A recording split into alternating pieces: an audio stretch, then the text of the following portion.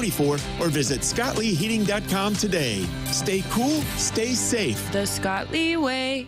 Hi, I'm Ryan Blaney, a third-generation race car driver, and we dedicate a lot of our time to going as fast as possible. My grandpa Lou is the reason why my dad and I started racing, and I'm really proud to follow in his tracks. But when my grandpa was diagnosed with Alzheimer's, it was a very unexpected bump in the road for us. I've learned a lot on this journey with my grandpa Lou, and the memories of my grandpa will always be with me. It's important to notice if older family members are acting differently, experiencing problems with their memory, or having trouble with routine tasks.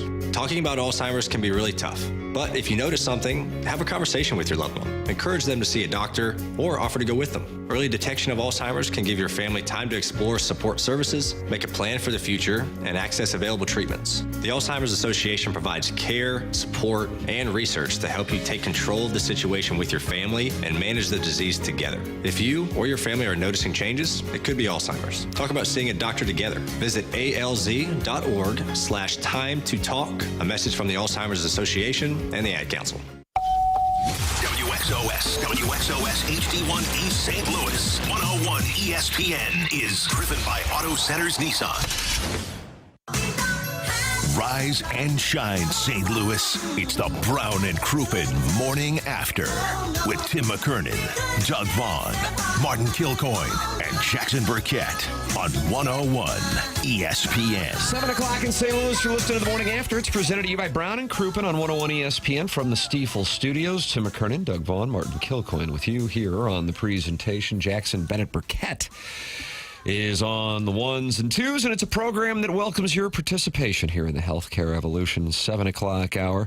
Text in, call in, talk it over in our Form Energy YouTube chat, and of course you can email in. Here are the many ways you can be a part of the Morning After. Air Comfort Service text inbox 314-399-9646 and call in. Collier and Thompson phone lines 314-974-0101. Open up your YouTube app, type in TMASTL, subscribe to the TMASTL YouTube channel, and now you're in there talking it over with many friends who gather and watch the show and talk for the next 5 hours while watching us, Doug.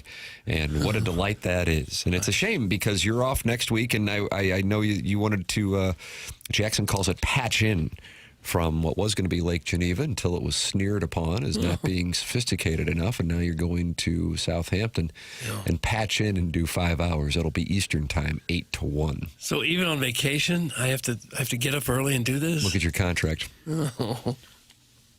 Do it for the company, Doug. Are you not a company? You're not a good company, man? Come on. Well, people are counting on you. I guess I could. All right. You want me on Zoom, that kind of deal? I don't know. Jackson handled all that. All right. Well, that's just disappointing is all it is. You'd wear a little hat like the skipper in Gilligan's Island, just sit out on the dock? Mm-hmm. Have you ever had to do that while wear on vacation? Wear a skipper's hat? No. While on vacation, have to do something for work? Yes, I did this show every single day and balloon party from my family vacation. I believe it was 2 years ago. On the compound? In Hyannisport. Yeah. That's correct. Okay. So that's what you'll be doing. Hey, we're wearing matching shirts today. I didn't even know that. Oh, is that right? I just noticed it now. Stiefel Charity Classic. Yeah, look at us. Yeah. Stiefel Lemmings. Look at us. See what paper's got this Missouri Tigers, Fight Tigers on. Martin, you got your Polos Plus. Wearing TMA gear. TMA gear on. Polos Plus is the sponsor of the dossier. Jackson, share with the people what is on the Polos Plus dossier.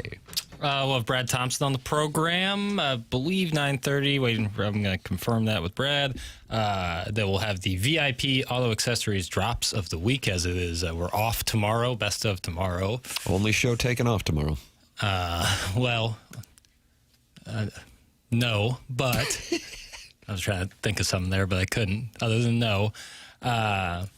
And then mixed in between, a lot to discuss. Oh, is there a lot to discuss really? There, Dougie Vaughn? Yeah. Oh, yeah. Okay. Yeah.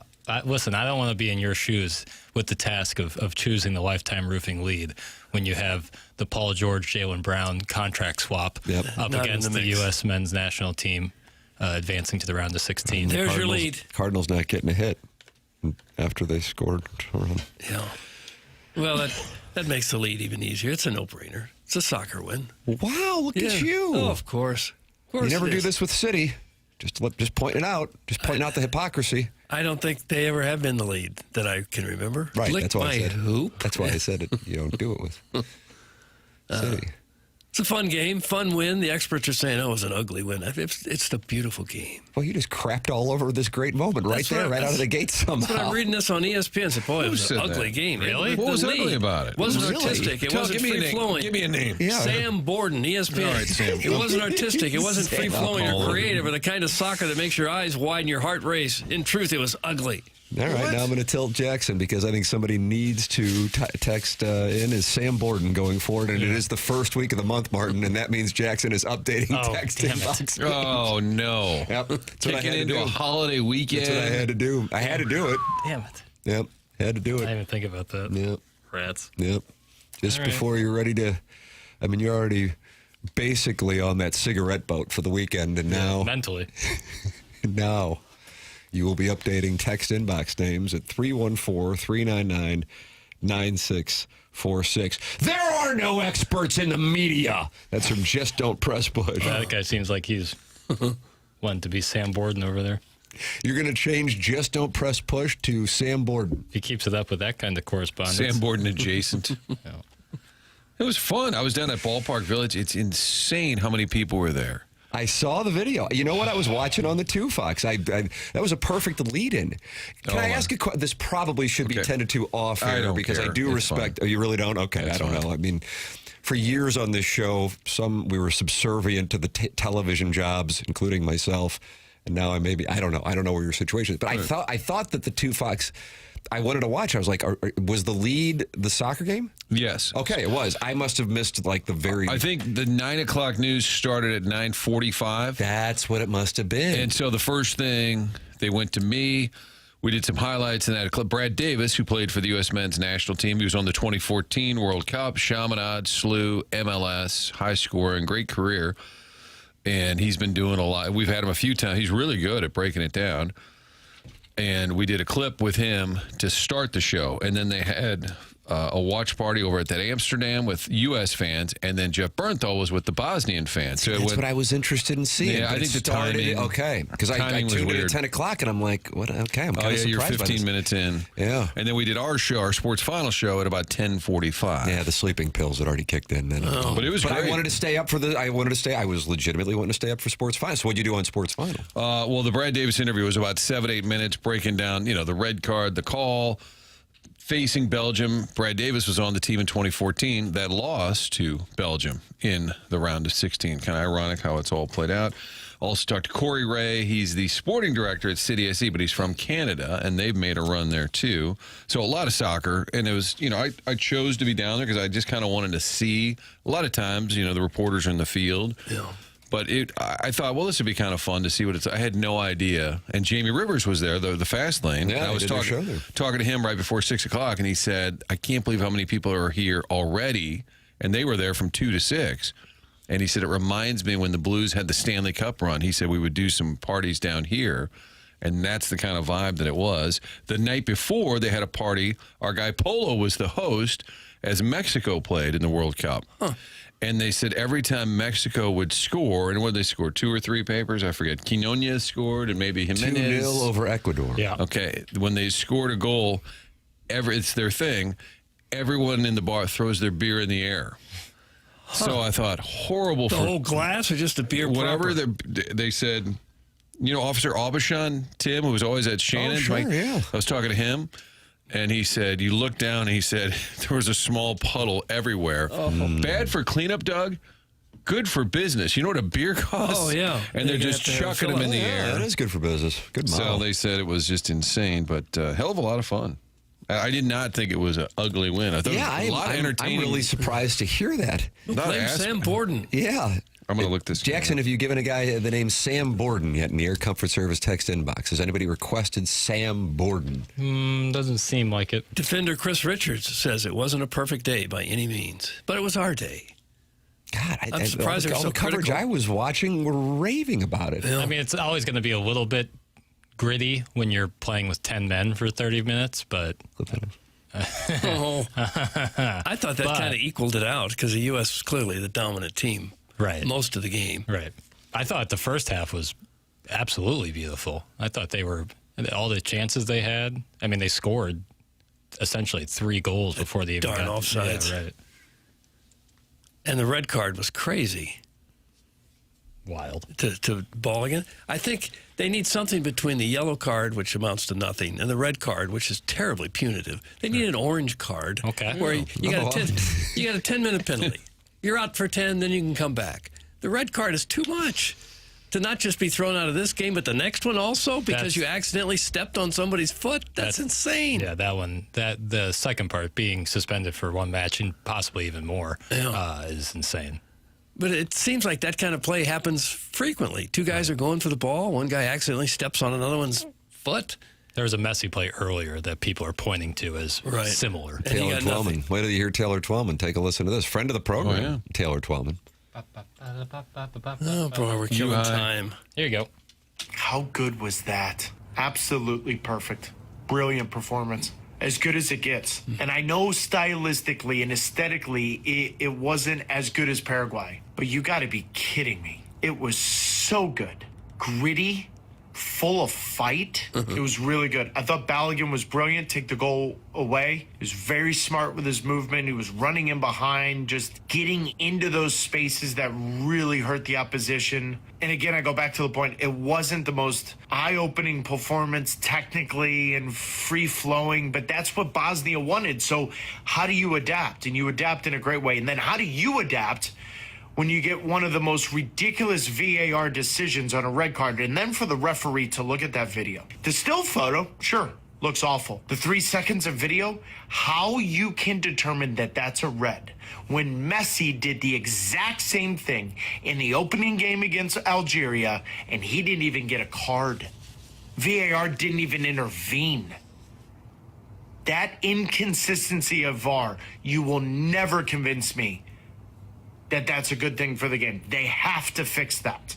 FIFA has to be better with the implementation of VAR, because that's inexcusable. Because now the United States has to go play in Seattle against Belgium without Balogun. Really? Really? But I don't want to take away from the performance tonight and the moment, because the country road is taking them home, and home is Seattle. Well done, boys. Now, Pretty dramatic.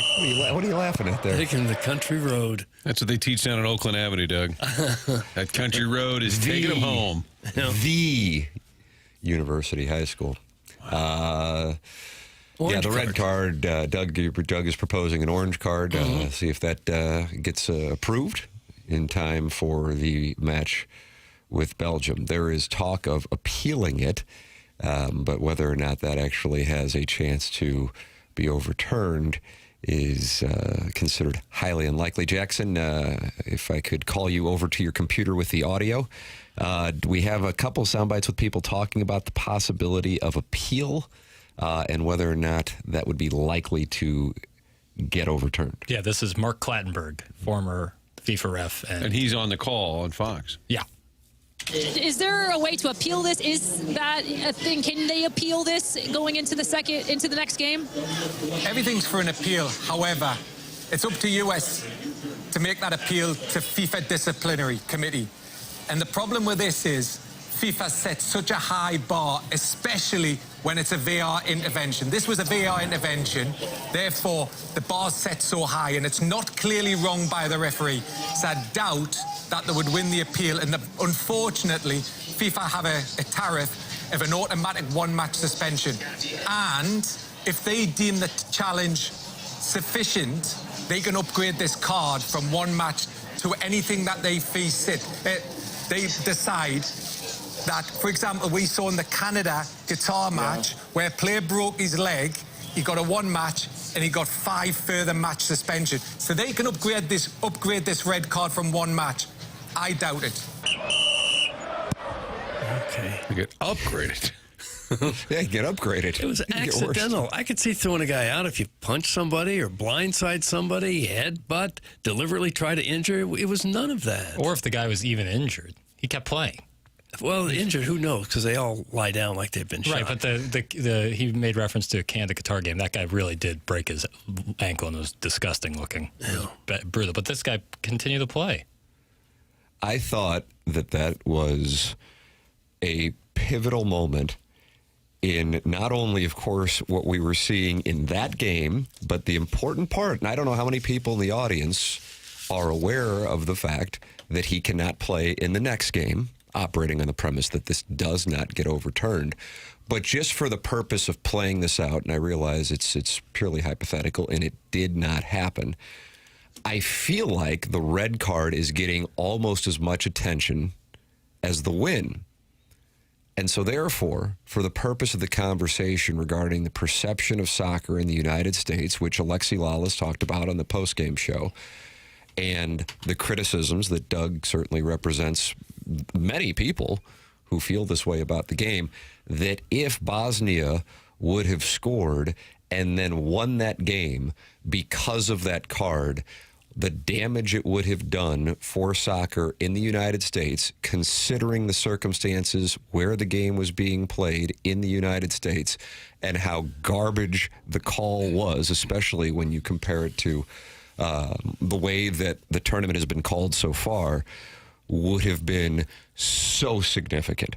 So significant. So from a micro perspective, it is a big deal because you don't have him in the next game.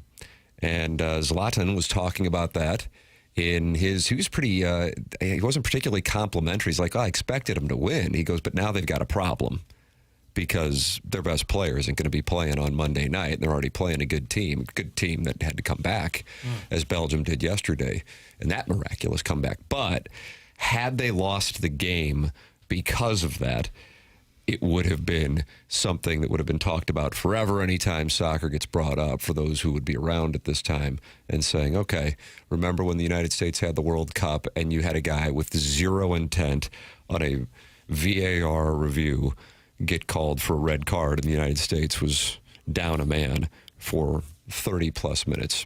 It would have been huge for the game taking a step back. Instead, they win the game, many now on board with the fact that the team overcame what they did in order to do so. And if they can get past Belgium on Monday night in Seattle, it sets up either a match with Spain or potentially with Ronaldo in Portugal, albeit the older version of Ronaldo. Now, they still have to win their games, but Spain and Portugal could very well be playing. And if the United States gets past Belgium, that is who they would meet in the next round. And I will say this also, Seattle, you couldn't ask for a better spot as far as where that game's going to be played with regard to atmosphere. Right. Pretty perfect. And shouldn't be quite as hot as some of the other places. Yeah, 73 degrees last night in Santa Clara. Pretty sweet. But that would have been like a Dinkinger moment times 10 for the game of soccer for folks like in the U.S. You know, if you're a Mets fan, you go, oh, the Buckner game, and Red Sox fans, oh, the Buckner game. But this would have been everybody in the U.S., their team, instead of one city talking about Steve Bartman. Everybody like, oh, my God, the Belligan call. Remember that when we're in? It would have been horrific, but I think it still brings a lot of people who are not diehard soccer fans and just kind of roll their eyes. Go, what was that? That's how the league, even the Senegal penalty call, the way they lost was really subjective. Yeah. And who made the call? The ref on the field last night? No, he didn't even bring out a yellow card. You go to the man behind the curtain somewhere staring at video. So I asked producer Joe if he could join us, and sure, we would talk about easy passes. But he, Doug, as you know, the first Thursday of every month is always really busy for him. Why would it be busy? Who's going downtown to park on Thursday or any time other than a Cardinals? He has meetings all mornings. The first Thursday of the month is hard, but being off tomorrow and leaving town in a few hours has condensed my morning, so he's not available. But we were texting. I mean, I have to say, this show's pretty lucky, pretty fortunate. You know, pro athletes. McGreevy might just call in today just to chop it up. You just never know. But Prod Joe, largely unavailable. That's correct. So I said, because I wanted to get his perspective, and he said it was really, really harsh. This was while the game was going on, and the fact that it wasn't a yellow on the field, which you just said, Martin, makes it worse, and it's not how replay's been used throughout the tournament. How it happens matters as well. It was not intentional. And then I said, so he is out in the next game as well. And he said, yep, and the ref has had multiple chances to issue yellows during the game, and he has not. So that was another part of the conversation. It's just such a huge leap with how the game and the tournament's been officiated. You have to make changes here, but we aren't a team, this was during the game, we aren't a team that can sit back and just defend for the next 25 minutes. So he was talking about the way that the game had been called, and then now the way that the United States would have to operate. And that gets you to the free kick that sets up the goal that was just an I mean, you want to talk about, you have, I don't know, a 2-foot window maybe for that goal to make it 2-0. Unbelievable. I mean, just unbelievable. He like threw a sinker ball. It went over the heads of the defenders. Knuckleball right over. The guy's 6'7" on the field. Gets it right over. You could see Tillman smirking as they're setting up, and all of his teammates are talking to him because he's like, "You guys can say whatever you want. I'm throwing this bad boy in the back of the net." How about that? It was so awesome. Let's take a listen to the call. Tillman! It's in! Malik Tillman! 2-0 United States!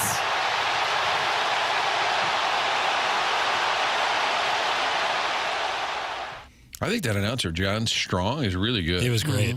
He was great. He's, I guess, the voice of the MLS. He's a guy from Oregon. His stock is shooting way up, I would say. Yeah. I mean, Ian Dark has a flair, and it's hard to beat that, but this guy is really solid. What about the call on Telemundo, Martin? Maybe you didn't have that. Take a listen. La carrera de Tillman. Ahí va Tillman. ¡Gol!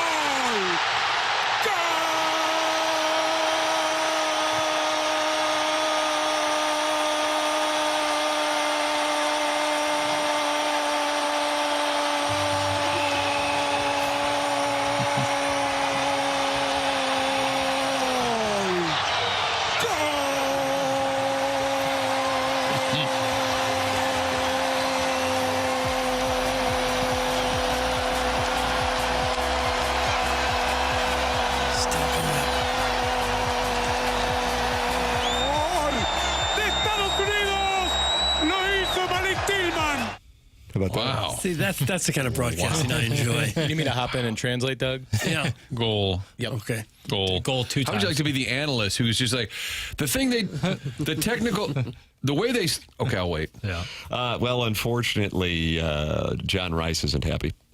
Doug, do you know John? No, is he a friend of Sam Borden's? I think that's the man I met at the Cardinal game. I was looking at I couldn't tell if this was parody or not. He said, "Who cares about soccer? Talk about the Blues roster moves yesterday." So then I'm like, okay. I thought it might be like an old TMA listener doing parody work of an older 101 listener. But then above it, this is John Rice representing the 573 in Cape Girardeau. This is John Rice. I met Martin at the Cards game last night. Really cool guy. This is your guy. Oh, yeah. You guys Team are kind Martin. of tight. John was a delight. We met leaving the Cardinal game last Wednesday, and he said, I wanted to text inbox. I said, then you have to text in. Today is your day, John. Oh, don't worry. He's been put in there. And we're going to talk a lot of Blues, probably at around 10:40, but I think... John Rice, parentheses, troublemaker. Oh. Troublemaker. That's right. I can't wait to see the ratings locally, but just locally because of the Bosnian influence as well. But nationally, it does seem that the whole country's into it. I mean, it's summertime. NBA playoffs are over. NHL playoffs are over. I mean, it's got everyone's attention. And they're talking about NBC wants to bid on the next World Cup. I'm like, you're not going to have anything that equates to this where it's in the U.S. The game time, starting times are perfect. It's been perfect. 7 o'clock Monday from Seattle against Belgium. Good morning. Drink bleach, John. That's from Jugs in D.C. No, Doug, he is in our nation's capital getting ready to celebrate 250 years. He also covers Atlantic 10 basketball gambling, and he is not a fan of John Rice's, but Martin. Leave him alone. Martin and John hung out at the Cardinal game. Well, hung out is a loose form. We did take a picture. John, what I would like to say to you is welcome to the text inbox. Is he your tight partner now? I'm sorry? Your tight partner? We were Cardinal adjacent. Okay. Carson was buying a blue Navy cap on the way out when I met John. Talking about Great American. Last night I met Too Fat to Kayak. He came up and said hi. He's a good guy. I've met him before. And I said, you're not too fat to kayak. And he said, oh, thanks. I appreciate it. I did get a kick out of the analyst for the game last night when Bolligan got his penalty, the analyst said, and now the U.S. must suffer. Yeah, he kept saying suffer. That's their line. Brad Davis said that to me later. He goes, there was a moment where they needed to suffer. Yeah, why do they need to suffer? Doug, they have their own. Doug. They have their own. This show makes people suffer. Yeah, it does. They have their own lingo. When Malik Tillman scored the goal, the announcer, who I think is doing a great job, John Strong, they always give a little backstory. It might have been before he shot it. I forget. But he said, Malik Tillman, born in Germany or wherever he's overseas. He said his father was, and then he said, although his father's not really in his life. It's just really personal. Yeah. Like, raised by his mother. Like, if the dad's watching, he's with all his buddies. Oh, well, I've been meaning to call. I mean, can you imagine if you were the dad and and they're like, oh, there's your son. That's Malik. Oh, yeah. And then the announcer to millions of people says, well, he's not really been much in his life. It was time for Malik's father to suffer. Wow. Starfish Street not on board. Martin, you are incorrect that everyone is into it. Okay. This has to be the most overrated sport known to man. It's a complete waste of time, Doug. That's Starfish Street, who is not enjoying the United States in the round of 16. The thing is, some people like things and some people don't like other things. No matter what the sport is, you're going to find people that don't like it. Yeah. It's an event. Pish posh, I say. Like, if you say I hate soccer, I understand that. This is an event. That's not even worth addressing. Such silliness. Thank you, Papers. Silliness. My wise young friend. Besides my plan for an orange card, might I suggest another officiating change? You are the great tinker. Now, in basketball, a much shorter playing surface, they have 3 officials. In football, they have, 8 to 10 officials out there? Soccer, you got one guy, almost twice as old as some of the players, trying to run up and down that field to see everything with 22 people on the field. He can't be everywhere. He can't see everything. Why not have 3 Well, officials? they got the sign line judges. There are a couple others. But they're calling offsides. Right. Why not have 3 judges? And then if there's a big question, they huddle together, and 2 out of 3 of them can decide which way to go. Right. But ultimately, VAR is no sport. No other sport is so dependent on officials' calls that can change a game than soccer. For sure. Good morning. I barely get laid anymore. Sports is the only thing I have, and this is awesome. Is this Sam Borden? Nope. Chairman Stephen DeMunn, who is counseling professional athletes to set borders with their fiancés as they get married at Sasha's in DeMunn. Okay. It's cottage industry. It's kind of a niche business, but he's got it cornered. And he kind of has like I think it's scalable, though. I would agree. Well, there's 2 Sashas, so already, we can grow 50%. I would say that he just does like office hours where he kind of just waits for the pro athlete to come to him. And if I were his counsel, I would say you might need to set up some appointments.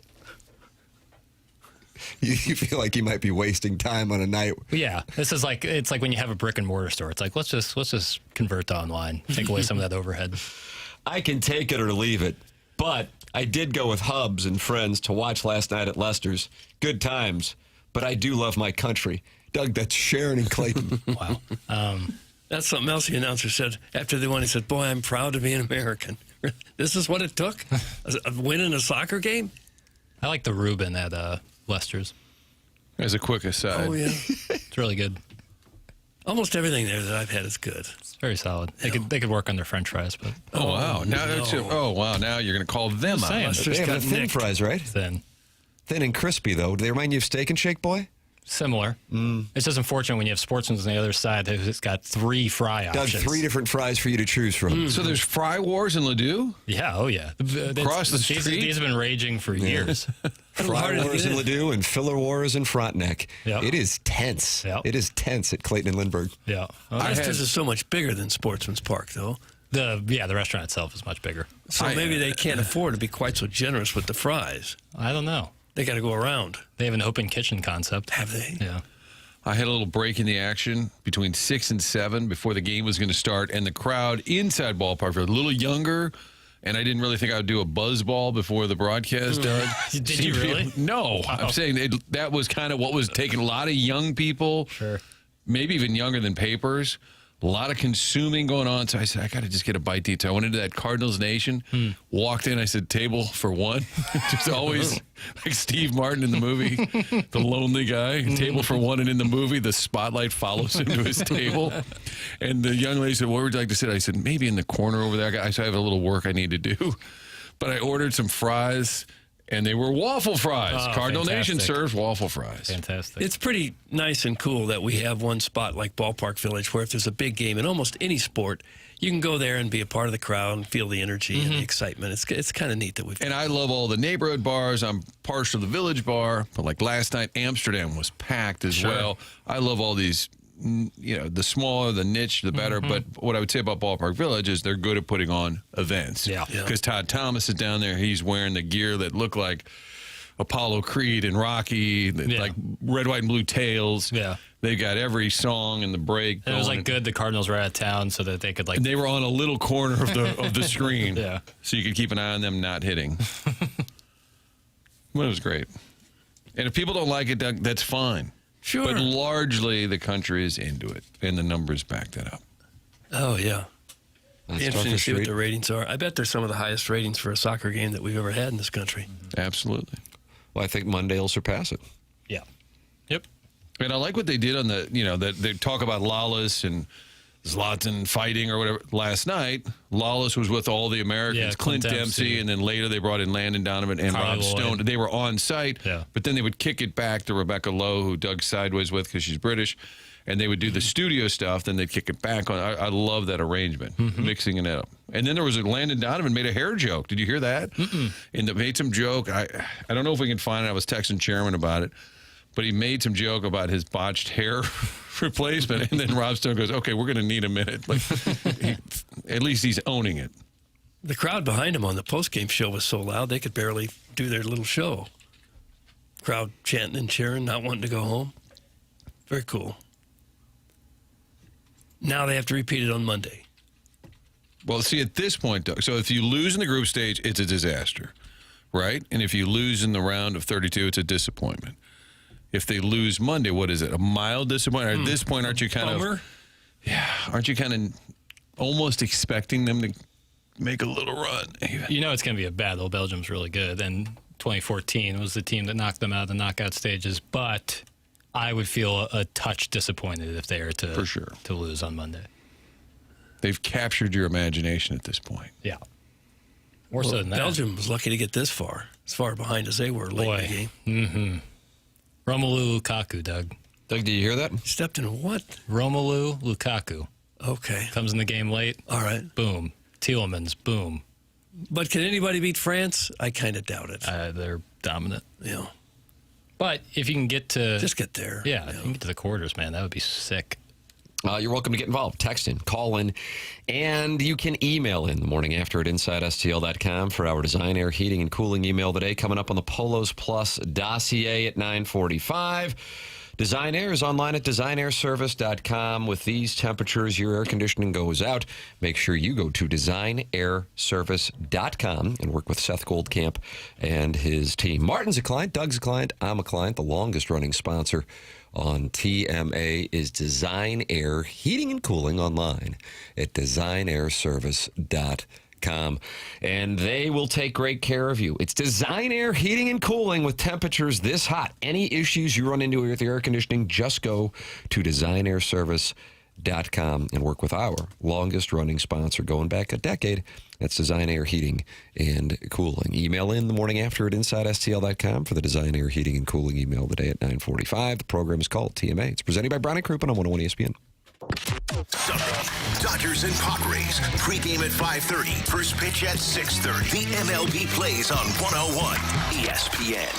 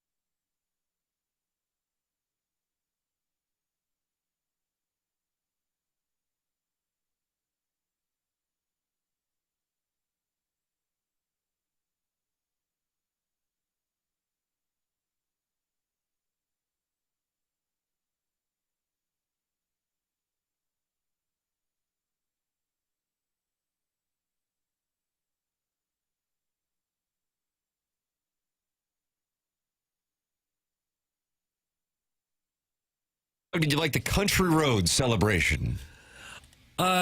Everybody loves to sing that. It's a can't miss. I would have thought maybe something more patriotic at that moment. Freebird? That played. I heard that by the third song. But Elvis Presley singing. Did you hear the Elvis song right after that? You liked that? No. What's that? They should have played I'm Proud to Be an American or Go to a Pac, hit him up. Stars and Stripes Forever, something patriotic. Wish Doug was on the we got Sousa? over Elvis Presley saying I can't help falling in love with you. That's what you're going to play after a That I don't patriotic get. soccer win. I think there's somewhere in between Elvis and Sousa. What about SZA? How about Proud to Be an American? Would that have worked? Yeah, I don't think Jackson didn't like it. Well, I think you can. I'm just telling you what your involuntary reaction was. It should be more upbeat. It should be more. Let's go. That's not upbeat. That's not a So patriotic then you have a song. problem I'm not with saying this. it's not patriotic. So you don't like this. I think there's better. I think. So what would you go with? Freebird is like that Moonlight Freebird remix Doug's is kind of Moonlight perfect. Freebird remix with Okay. they're taking it from the Cardinals. All right. Who did not take it from the United States gold medal. Right? As much as that's one of the greatest songs ever. Freebird? Country Roads. Freebird or Country Roads? It's about one state. It's not about the whole country. Right. But it's our best and brightest. It's a very sing-alongable song, I'll say that. Right. Everybody knows the words. Which I think is why they go with it usually. I always wanted John Denver to just wear different glasses. I don't know. Those little glasses he wore. Did you ever watch Oh God, the movie? Good or bad? I've never seen it. Oh, it's good. All right. I'll check He it and out. George Burns plays God. Nice. What's your role? God. Oh, the crowd certainly got into it. They were singing. I think a lot of those songs even can't help falling. They're sing-along. That's what people like. Here comes store brand Brian Kilmeade with his patriotism recommendations. Knock it off, Vaughn! That's from Arbor Day. Yeah, that's store brand Brian Kilmeade? What a horrible thing to be patriotic as a 250th anniversary of the country's coming up and your country just wins a big game. Arbor Day and Doug fit to go. What a lousy Arbor Day thing. and Doug fit to go. Let's go. Yeah. It's a holiday weekend. You should be ripping the country at this point. I would like to see. Jackwagon. I'd like to see Doug on a committee. All right, we're thinking about Tupac, maybe even I don't know some Motley Crue. Doug said, "What about the Mills Brothers?"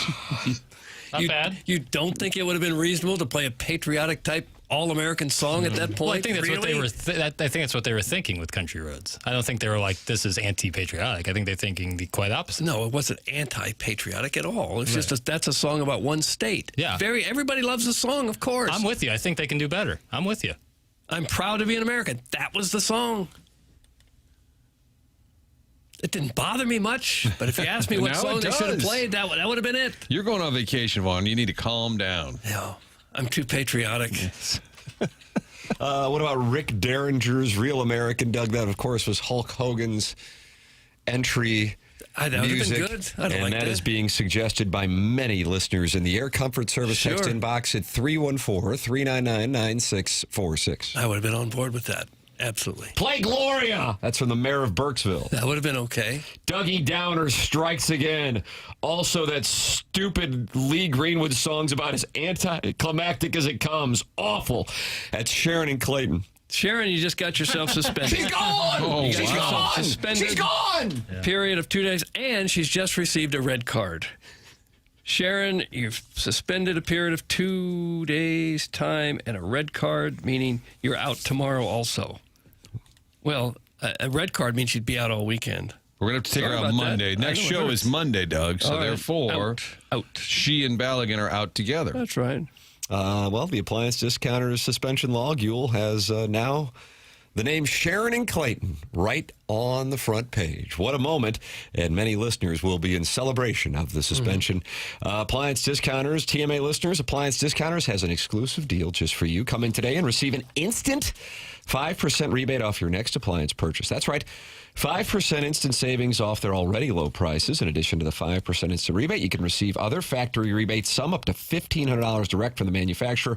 Now you know why they're called the Appliance Discounters. Huge savings, locally owned, next day delivery, 18 months interest-free financing, all from the #1 largest family-owned appliance retailer in St. Louis. Visit any of their 7 area locations in Afton, Baldwin, Concord Plaza, Earth City, Maplewood, St. Charles, or shop online at theappliancediscounters.com. Tim, there's an alternate lead suggested. I know Doug has already made his choice, but Plowboy's Dwelling has said, enough soccer. Get to the real lead. Did Martin get that signed stick from Keith, Matthew, and Brody? This is a callback, Tim, from after the morning after. I have no idea what you're talking about. Okay, Jackson. Was this a thing yesterday? Yes. Okay. So Jackson has podcast it yet. It was the Strode situation. So Chuck Marlowe and his son are walking out.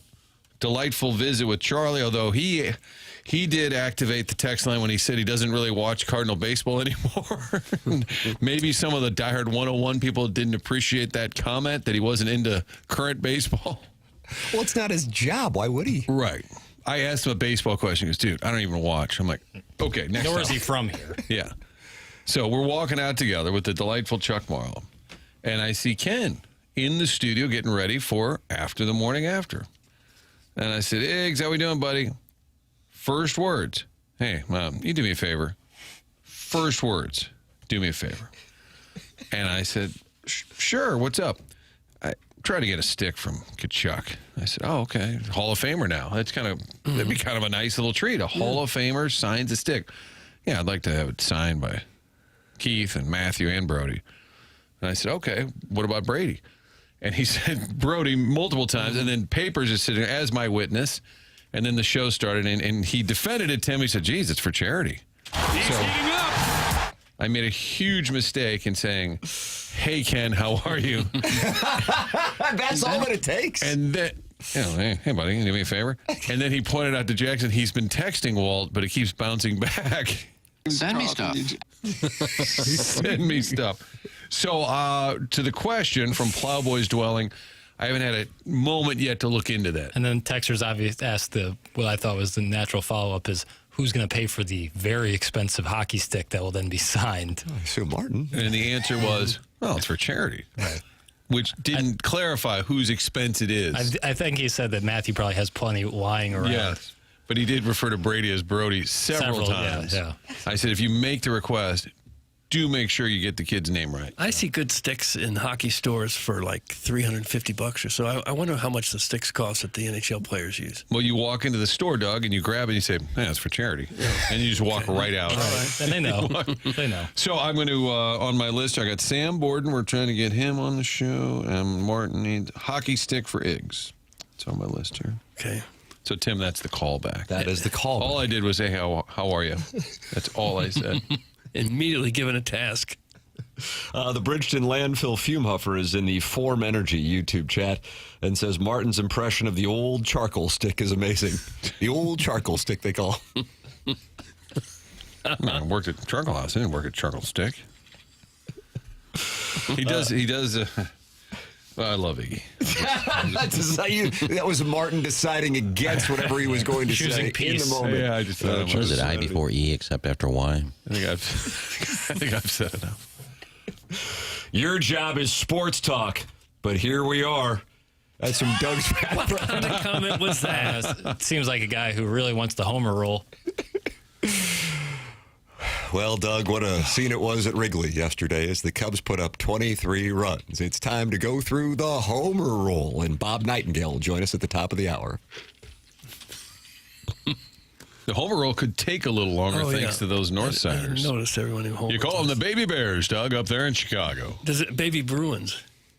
Did anybody actually say that? They don't. Nice. Well, let's take a look around the league, Doug. We'll start at Wrigley Field where they won. They thumped the Padres 23-3. Tyler O'Neill hit his third for the Orioles. Is that right? Uh-huh. Well, Conforto hit 2 in that win for the Cubs. Swanson hit 3. Let's take a listen to all 3 calls in both English and Spanish. Ooh, fun. Mike Bush hit a home run. So did Sam Antonucci. How does he? I'm an idea guy. I feel like when the Cubs are in town, Mike Bush, News Channel 5, needs to interview Michael Bush of the Cubs and have some, because Bush grew up a Cubs fan. It would just be fun. Wouldn't that be fun? Mm-hmm. Engagement. Have you ever run into another Martin Kilcoyne? I have no. I'm trying to think. I've been contacted by some Kilcoynes over the years, out of Boston, believe it or not. I don't know. That's a good The guy with the question. Denver Broncos, the mascot with the barrel, his name was Tim McKernan. Yeah. Yep, that's right. And I sat next to his brother at the World Series of Poker main event. Was that 2015? 15 or 16. I wish I could help with the years. And I mean, what are the chances that you not only have two people with the same last name, as obscure as it is, and then it was the barrel man's brother? Wow.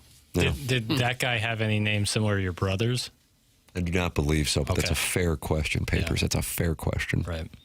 It was like, oh, hi, I'm Kevin. It's like, wow. Oh, my brother Kevin. Right. Thanked at the end of the program. Yeah, always thanked at the end of the program because he interned on the show in 2007. He should have been on yesterday on the family reunion show. That's right. Little Prod Charlie Joe. Marlowe here. Yeah. Charlie, is that Charlie the Third, Martin? Or is it Charlie Jr.? I don't know that. For some reason, I thought when I saw Charlie in the hallways, Charlie the Third. My older son was here yesterday. We had JR here. Producer Joe was on. The non-ling was texting. Who else? I feel like I'm leaving somebody Austin. out. Former Oh, yeah, Bulldog. Austin. He was involved. That was a family reunion. It sure and felt now that the way. family has been torn apart. You've suspended Sharon and also Arbor Day, the 3-time Texture of the Year. Did he get suspended or what happened I there? just called him a jackwagon.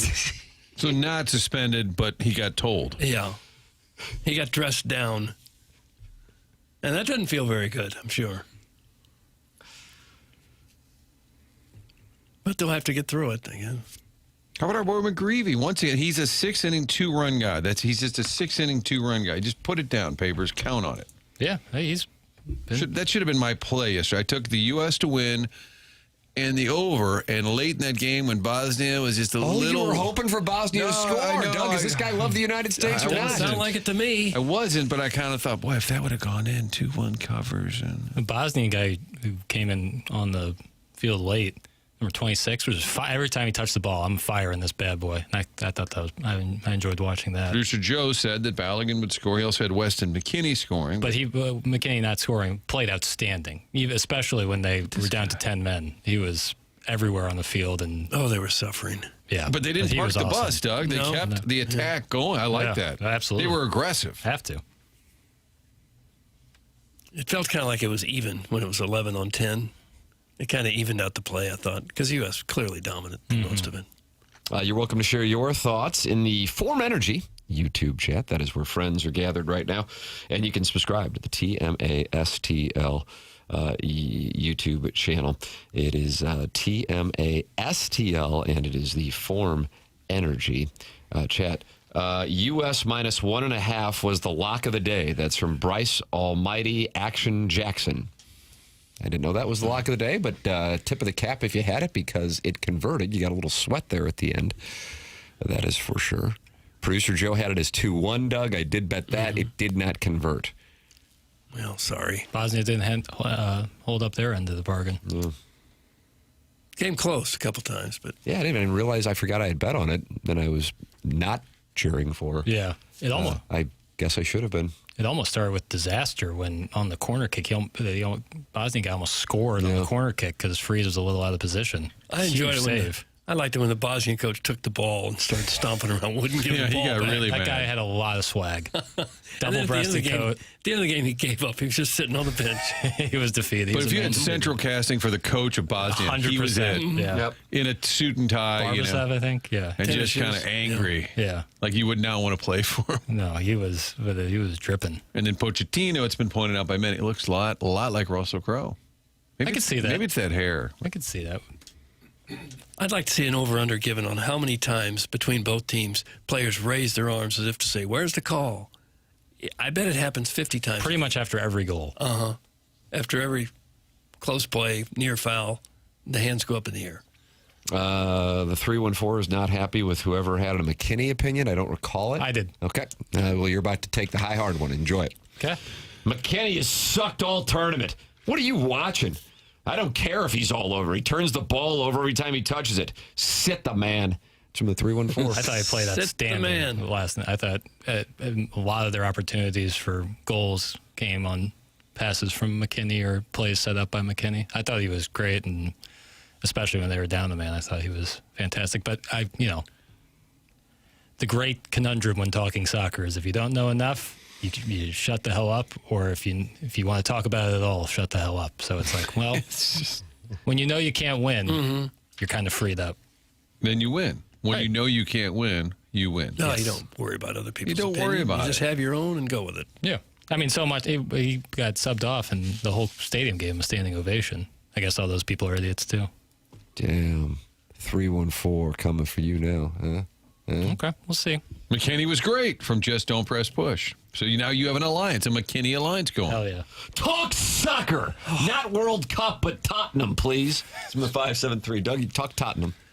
Well, if they can just stay healthy, they got a chance to cause some trouble for some folks. And I think that's about all you need to say about Tottenham. Doug, how much will it cost to buy out Sharon's suspension? That's from the Warson Woods wacko who is courting Sharon and Clayton. I'll take $100 to drop the suspension and the red card. I really think you might get it. That'd be a pretty sweet And the little audience is going to be furious because there is a great deal of celebrating right now in the Air Comfort Service text inbox that Sharon has been suspended in the appliances counter suspension logule. So if you were to take $100 and then she's back, I'm just telling you, they're going to be banty as all get out. It'd be like posting bail. Kind of. It's all part of the appeal process. It's $100 to appeal. Right. And if I get the 100, there's a real good chance you're going to win your appeal. Yeah, just to submit the form is $100. You know, they always say sports shows are kind of like sitting around the bar chopping it up, talking sports. Have you ever been sitting around the bar talking with your friends and they go, all right, that's enough soccer, Doug. What else? Do your friends ever say that? Not so much, no. All right, okay, enough of the Cardinal talk. What else do we got? I'm tempted to double any offer that Doug gets to keep her suspension rolling. Doug, you just created a business and you didn't even know it. That's from the Tim Man. Well, there again, there is an appeal process. If he sends in his $200, there's a real good chance the initial appeal will be turned down. Warson Woods Wacko says he has sent the $100 to Jackson's Venmo. Well, it needed to go to my Venmo. Yeah, seriously, because now this is going to cost me money. Why is that? Somehow, some way, through the transfer process, I'm going to get some fee or something. Well, you got to send the money to Doug or else you're out of line. You have Venmo, Doug? Yeah. All right, here we go. He did not send me any money. Oh, darn it. Well, you still need to send $100 over to Doug. You still owe me a C right. note. So, exactly. Again, how much to extend Sharon's suspension, Doug? That's from Griffin. I mean, you've got revenue streams coming in from all angles. It's really nice. Really, really nice. I appreciate the appliance discounters for sponsoring the suspension logule. Yeah. Supporting jurisprudence, just like this. Stephen Wildwood now offering $200 to extend the suspension. I mean, I'm telling you. So that's two guys willing to pay me $200. The suspension stands. But you do need the Warson Woods Wacko 100. I mean, if you bid it. That's what it costs to appeal in the first place. Yep. So that would be up to $500. This is you, Dougie. You take all the money and you say both sides are being considered closely, and then you just disappear. But you're taking both under consideration. You said money, and I think you meant monies. Yeah, thank you, Doug. And you play golf with Jackson Burkett. Bid away. You're welcome to get involved in the program. Text in, call in, email in, or participate in the Form Energy YouTube chat. And, of course, Michelob Ultra, longtime YouTube chat sponsor. Form Energy is also an AB company. And they are the sponsor here for the second half of 2026. Michelob Ultra, sponsor of many TMA events over the years. 95 calories, 2.6 grams of carbohydrates. It's only worth it if you enjoy it. And if you are going to be enjoying this holiday weekend, enjoy it with a Michelob Ultra. 95 calories, 2.6 grams of carbohydrates. It's Michelob Ultra. It's only worth it if you enjoy it. Yes, Chairman Kurt, what's going on? Something's happening. Normally I wouldn't break in, but there's a pretty important caller on line one. Doug, it's Ella Reese. I knew it. Sam Borden? I think it would be. Do we get a clue? No, let's do That it guy, blind. you like guessing games, so here's your chance. Well, sure, and ours has always been a program where friends feel they could drop by at any time. Yes. Hello, caller. Hey, it's not important, but it is kind of. Well, what is it? I had a little issue, garage door issue over the weekend. So did you call Schaefer Door? This is my dad. I went online. Oh, hey, Pop. I knew how to spell it with one F. Oh, One F? Chaefer. This is Schaefer Door. Yeah. What up, Pop? How about that? Hey, what's up? Fabulous. Garage door's not working? No, let me tell you something, Doug. I went online Sunday morning and filled out the form that I needed some help. Thought I'd hear from them on Monday, but guess what? What? I got a text from Jason Sunday morning. And that guy tried to help me fix it, sent me some texts, some suggestions. Didn't work. So Schaefer door came out Monday morning, Tuesday morning, I forget. Fixed it, gone within a half hour. It was a beautiful thing. That's how they do it. Yeah. That's Schaefer Door Company. It's Jason Gossrow. They're online at schaeferdoor.com. I was communicating with Jason before the presentation today. He's first class, isn't he, Jeff? He runs quite a little business, that Schaefer Door Company. He runs quite a business. He pays close attention to what's going on.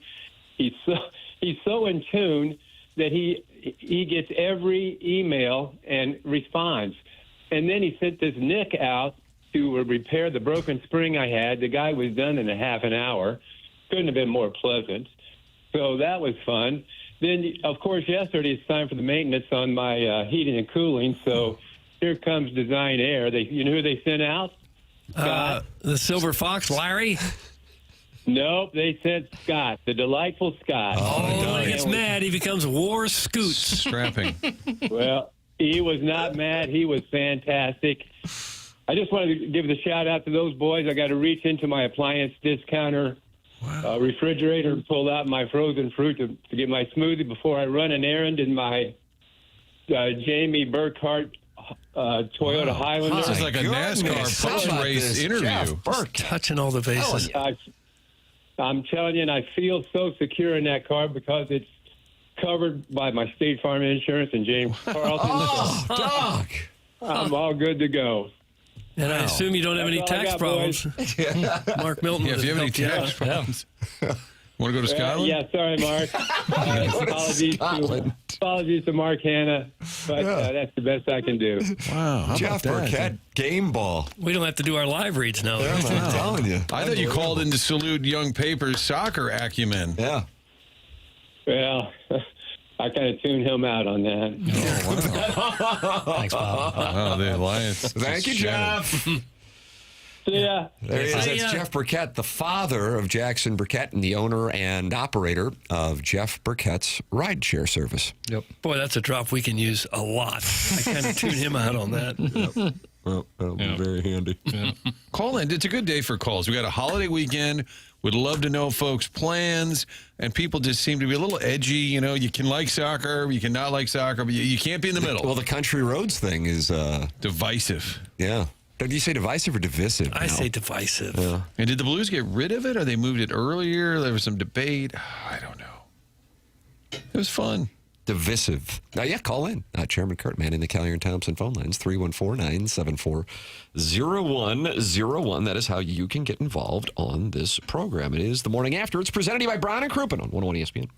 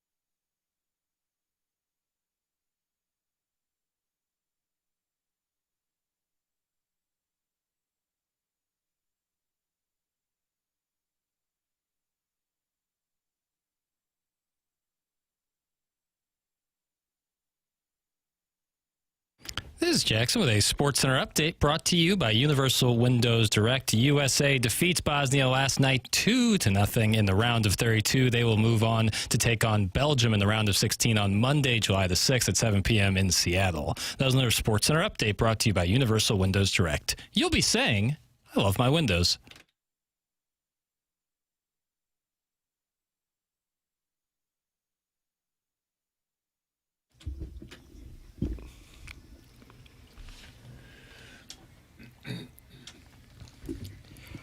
Bass in your face, bass in your face. Doug, this is Moonlight.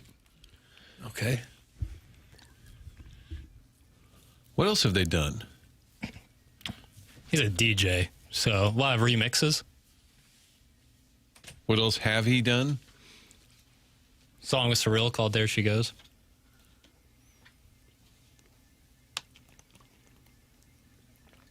When you hear this, Doug, how can you hate soccer? Well, I don't hate soccer. Okay. Not just because of that song. I like the orange card. I think you're right. Somewhere between yellow and red. Because a red card, if you did punch somebody in the face, that would be a red card. Right. You tangle Something your feet egregious. together, that's a red card. I don't get it. Something in between there would make sense. And the yellow card is nothing. And a red card is, we must suffer. What is the yellow card? You're naughty? Like, I guess if you get That's what it another means, one, you're naughty. if you get two, you get a red card. You're out. Okay. That could be tweaked. I have not seen, but at the same time, of course, I'm consuming American media, but I have not seen support for that call yet. I'm curious if any of you have read or seen support for that call that goes beyond American media. The only thing I've seen is that kind of like what Twellman alluded to in his clip that we played earlier, that like once you slow it down and show the still image or the very slow version of it, like it's understandable why something like this might be called, but in real time it's so clearly him making a play on the ball with no ill intentions, not to mention the guy didn't get hurt. Yeah. So that it just all doesn't add up. One still shot doesn't tell the story of the game in real time. Right. But that's of all the images that were being shown in the moment while they're watching the VAR replay, it's his foot on the back of his leg and him going down. Here is what Tim Ream had to say regarding the red card and then playing with 10. When that red card comes out, how was this team tested and what did you learn about its grit and resolve? I didn't learn anything new about the grit and resolve. We knew it's there. We knew it's been there. We know, I've said to these guys, we know who we are. We know what we are. Red card comes out, and that's just the way things go. And you look around and say, all right, this is us. This is what we have to do. We buckle down and do everything you possibly can to keep the ball out of the net. Could be a bit of a over-analysis to say, what does this do with your grit and resolve? Well, Tom Rinaldi takes a shot. Shouldn't you always play with grit and resolve? Does it take a penalty before you start to say, okay, now let's play tough? That's the baseline. That's what you always have to do, whether you get a penalty or not. Yeah. I thought Puccettino was going to leave the game with all the same guys on the field they started with. He didn't sub until into the 80th minute. Well, when Tim left yesterday, we had to suffer, but we played a man down. Oh, did we suffer? And we played a man down, and I felt like nobody Doug, talks about your grit and resolve. Yeah, I thought we took it up a notch. That's right. Although the texters disagreed. The only people in favor of the red card are the British, typical people over the pond. Guess they're still salty about losing the war. Play Freebird. Doug, that's from Jenna Tolles, and she is feeling patriotic. Yeah. They lost the war with a 13-county advantage at the start. The red card is way too punitive. It's too much. Again, unless it's something totally egregious where you intentionally try to injure somebody, sure. But just an accidental play, two guys going for a ball, that's nuts. Right. It's like it's the equivalent in this scenario of fouling out in basketball and then not being allowed to play the next game. Whereas if you were to get ejected from a game with like 2 technical fouls, that would be more understandable. But this is like a fouling out situation. And that's what's frustrating. Yeah. And the fact they could be even upgraded. Like they're like, oh, he's actually out in 2 matches now. And it's going to affect everything. I mean, these guys have been playing for this very moment for a couple of years now. And with how good he was playing. Take away possibly their best player because of that. I know we had a gentleman, Bosnian native, was it Arman yesterday, who called in? Great call. Yeah, if he'd like to call in, he's welcome to 314-974-0101. What was the talk of the take that you called it, a controversial take or some kind of take? Dangerous takes? Dangerous takes. Yeah. This wouldn't be a dangerous take. This is takes on an island. Okay. But nice. but I was thinking when that happened, because here's Bosnia for a game that, as Armand said when he called in, and I would imagine many Bosnians, plenty of whom are our listening audience, just due to the high density of the population here in St. Louis, this was their moment. Yeah. This was their moment. And when they're only down 1, and if they were to come back and win this game, it would be viewed forever as the byproduct of a terrible call. And I thought at that moment, from their standpoint, again, I'm obviously cheering for the United States, I thought, man, that sucks because now they're in this spot. At the same time, as the game progressed, and then you had their coach on the sideline bitching up a storm, I'm like, bro. Yeah, right. I mean, perspective. You got hooked up. You couldn't have benefited. And he was taking up time, too. Yeah. He was wasting time. So the Americans were like, all right, hold on to the ball. Yeah. Cool with us. How about it? Yeah. Here's your yellow card. So that's, I really do. I've theorized, and again, this is one of those things that if you I feel like either lived in Kansas City or went to the University of Missouri, I doubt this is going on now. But maybe in the 90s and the aughts, the odd anger / obsession from some Kansas Cityans with St. Louis, when St. Louis was kind of like the Don Draper meme, like I don't even think about you, was based on the fact that their one championship at that time was the byproduct of a blown call. And so when the Blues were making their run, and I think there was a controversial call maybe in Game 5, I always was hopeful that the Blues wouldn't have a Stanley Cup that would be highlighted by a BS call. And so last night as I saw that, I go, God, now this game, unless the United States is able to hold on and win, is going to be known as a game from the Bosnian side that was completely BS. And then from the American side, soccer-wise, setting the game's interest in those critics of the game back with their view, because you have a play that does not have intent and takes a player not only out of this game, but then out of the next game. And that's the thing. That's still live for next game. That's a real thing. And they can appeal it, but I would imagine that I think they will. I don't know if you're going to see it overturned. Yeah, I thought there was a texter earlier who had a screenshot of some soccer insider saying they are not going to, which would surprise me. Why wouldn't you? Right. They're going to look at it anyways for an upgrade, so you might as well appeal it. Now you're putting your faith in maybe not the most upstanding sports body in FIFA, but... I heard Tommy Smith, the soccer analyst, this morning saying there really wasn't a process for the appeal, that there'll be no appeal. We'll see. What if FIFA says, all right, for the right price, Doug, we'll put him back out there? I doubt they would do that. Tim, Tyler Bozak slew foot on the Boston player in Game 5. That was the play you're probably thinking about. That's from Bryce Almighty Action Jackson. I like the term slew foot. You like that? I thought you might like that. I do. I like that. I think there was a Perron hit that they thought was clearly interference. The Boston fans were hopping mad about a Perron play. I think it was late in that Game 5. But either way, 7 years removed, I think it's fair to say. I mean, it's nothing like what, 1985. Other famous blown calls, Doug, that would stand out? Anything? I don't know that anything's ever going to top the Dinkinger moment. I can't think of one that determined the outcome of a Super Bowl, a pass interference. Down in Tampa, they talk about the Bert Emanuel thing with the Rams in the NFC Championship game, and I didn't realize it until we had Bert Emanuel on the show. The pass interference. You had Bert Emanuel on the show?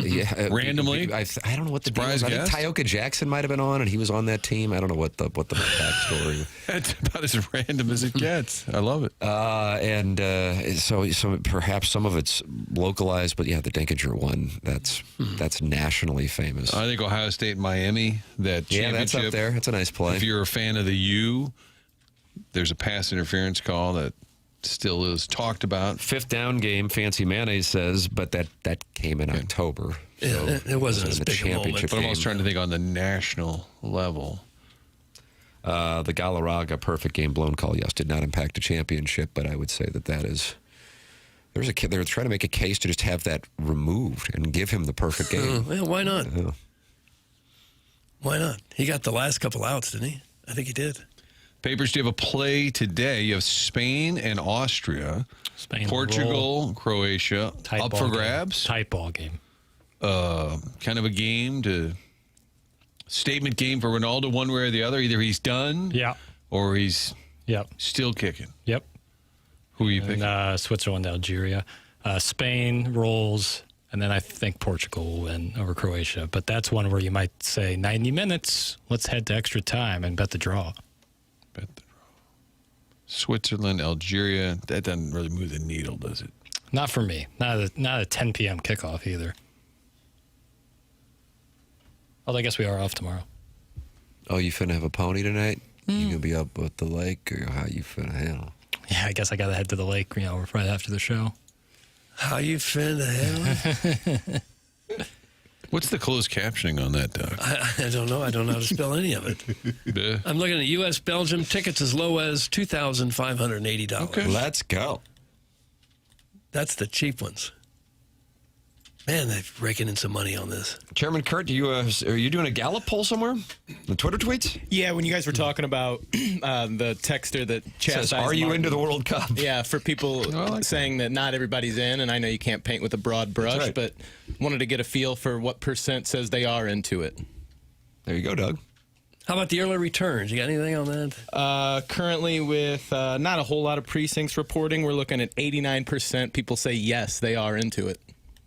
Yeah. Not everybody, but a lot. No, it's pretty easy to be into it, though, isn't it? There's really nothing else huge going on at the moment. And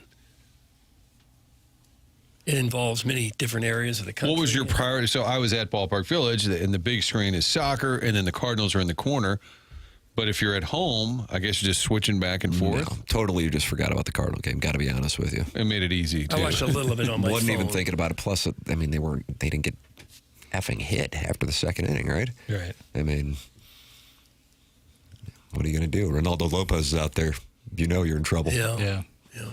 Can't hit Bob Feller. When he came out of their bullpen, he had largely been a bullpen guy. Cardinals struck out. Maybe caught him off guard. Yeah. We got termites in the bat rack again. 2 hits. I like that. As much as I'd like to watch Spain versus Portugal, I'd probably turn it off after 10 minutes of guys holding their faces, crying on the ground after getting slightly bumped. That's from the Crestwood Coyote, who doesn't sound like he is on board. Gosh. Spain plays Austria. It is frustrating. It really There's so is. much you don't know when people really are hurt. Like, it looked like the Bosnian goalie really took a shot to the head early. Right. He didn't know if he was going to even continue to play. I think that was a real injury. Yeah, for sure. The level of injury we don't know, but I agree that the flopping is gross, but what soccer fans or players would tell you is that sometimes simulating that injury is the only way you're going to get the ref to blow the whistle and give your team a free kick, which is advantageous. So there's acting involved in the sport. Right. Which I still find it to be nauseating sometimes. Yeah. well, it started to become a thing in the NBA, and then people were just sickened by that. If it's really important to get the whistle, which we know it is, sometimes you have to play the part. But I understand why that drives people crazy. Agreed. If you're new to the game, you look up, oh my, is that little fella hurt? There's dangerous takes and then there's nuanced takes. And then you wind up criticizing somebody. Oh, he's barely touched. Get up. I hate it when they fake it. Here comes the stretcher. The stretcher. He's got a compound fracture of his leg. Yeah. Doug, Cristiano Ronaldo's too sexy not to watch. That's from Eric in the Central West End. Gosh. What do you think about that, Doug? You can't help but watch? Can't take your eyes off him is what it sounds like to me. Starfish Street, who's made it clear he is not on board with the World Cup, earlier texting in, Martin, you were incorrect that everyone is into it. This has to be the most overrated sport known to man. Complete waste of time.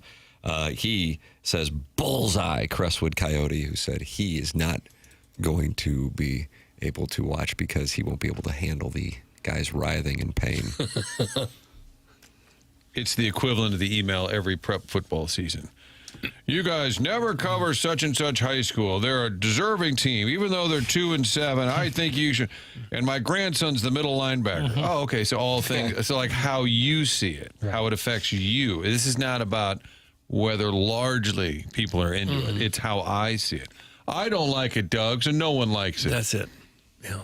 There are goosebump moments in sports. You think of David Freese, you think of Pat Maroon. Yeah. I'm not going to lie. When Tillman kicked in that free kick, I got goosebumps. Is that right? It was a goosebumps You were hanging moment. out with your boys, eh? Yeah, goosebumps moment there. Where do you, now that the paparazzi can't get to you, where were you? Were you at a cocktail lounge? I was at just a buddy's house. Just a buddy's house. Oh, Oatmeal's probably? He's got a nice place, right?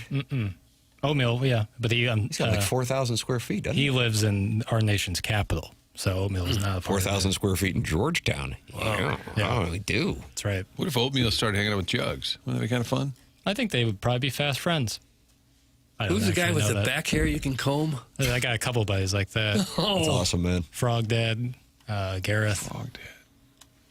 How did somebody become Frog Dad? Well, Dog Dad, and then I altered it. How did he, Dog Dad? How did he get that? And he just had Guy a lot loves of dogs. dogs. Okay, fair enough. Hey, ADD boys, you guys never posted the picture of the Morning Grind T-shirt. That's Jugs in D.C. Probably right.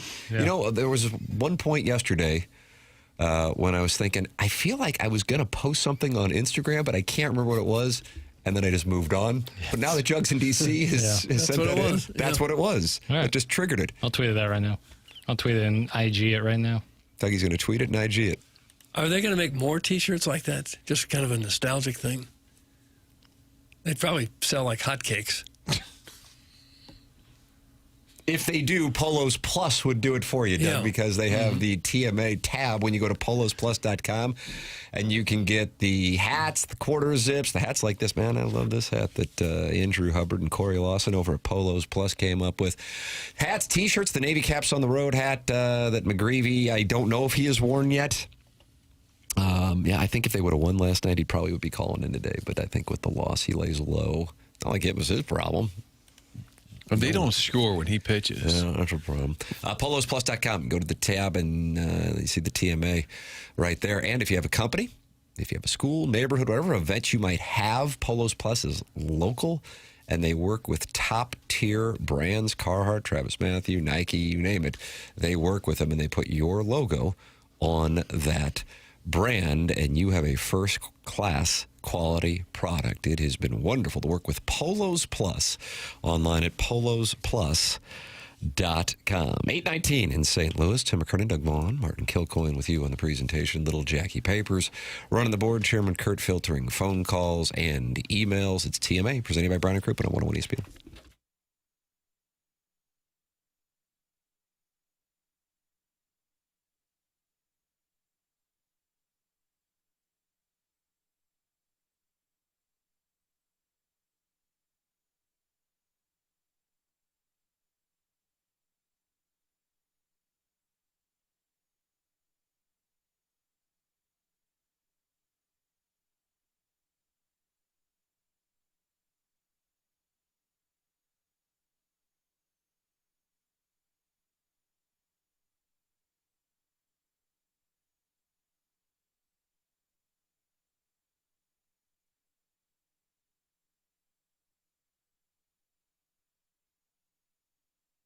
AutoLoanPro.com, the website I've been talking about, and it's the site you can go to get a car. Doesn't matter what your situation is, whatever your circumstances, they will make sure to get you that car with little to no money down and the best rates possible. They're able to do that by working with over 50 different lenders. There's a difference between vendors and lenders, and they know all about it at Auto Loan Pro because financing a car can get a little difficult, especially if there's a hiccup along the way.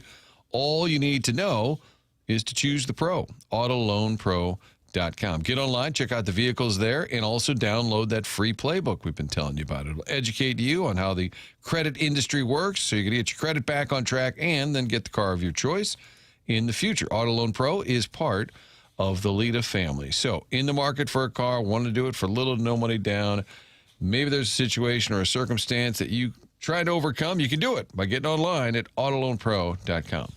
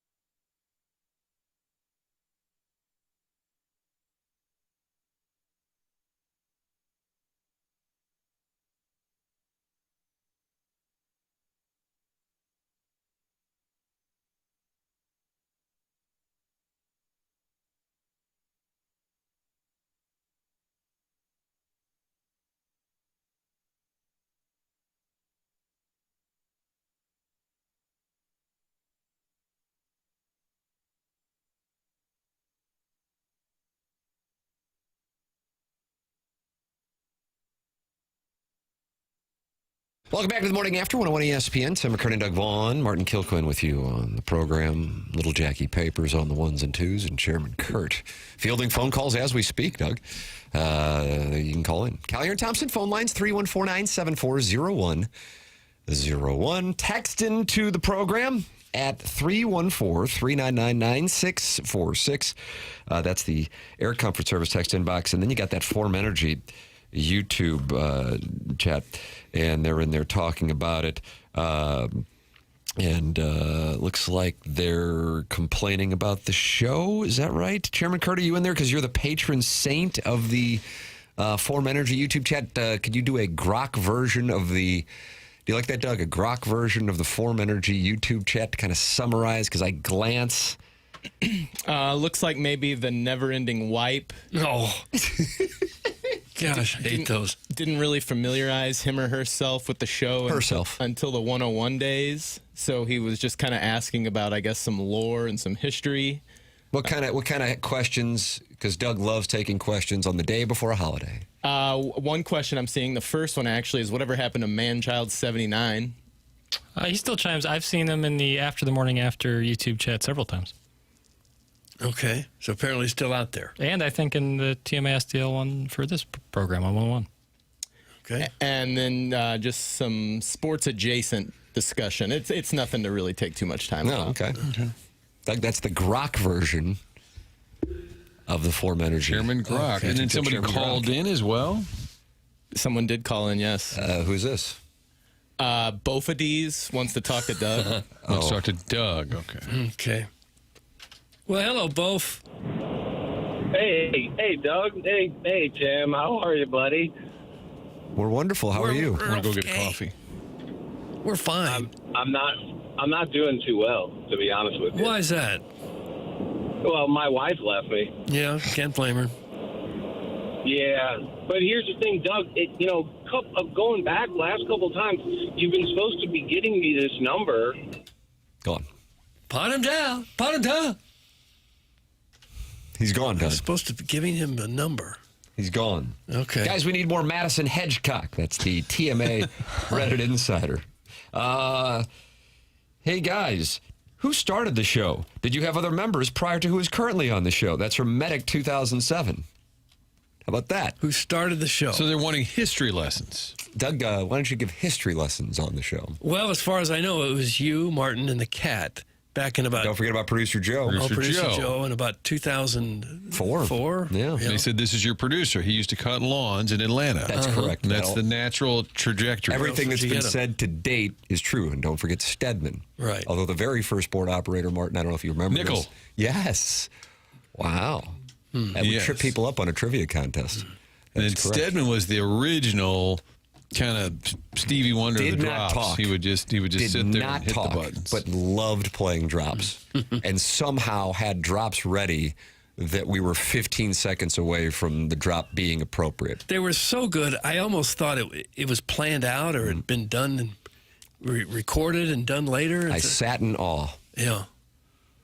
Well, that reminds me of the time that Lou Brock called in and said he was enjoying the show. Remember that, Mike? No, well, who called in? Lou Brock. Like scripted shows, is what you're saying, Doug? Yeah, it was so spot on. It's like a natural part of the conversation sometimes. Again, I'm enjoying the show. Well, me too, Base Burglar. He was on hold, Doug. Old Newsboys Day. And the show had taken a turn. I forget if it was Foot Fetish Friday or a Would You segment. It was something a little awkward for the classy number 20. And then he started with, again, I'm enjoying the show. He was such Morning After with Tim McKernan. Lou Brock was such a humble superstar. Oh, the best. He called me Mr. Marquette. Mr. Marquette. I like He always called me Mr. Marquette. You got a Lou Brock impression of the holster, too. That's the extent of it, is Mr. Marquette. And then I've told that story, but at the writer's dinner, it was a LaRussa roast. They had Bobby Knight and Billy Bob Thornton. And right before me, Lou Brock got up to talk, and it was lengthy. And then I got up there and I said, man, I could listen to Lou Brock talk all night. Everybody's like, yeah. And I said, and I think I have. And then there was just this is the Cardinal fan base. And they were like, how dare you? They started throwing tomatoes Who at you you. tell that Kilcoyne to get back. Back to that Fox, too. Yeah, back to Flagstaff. Oh, boy. Don't pick I still feel bad about it.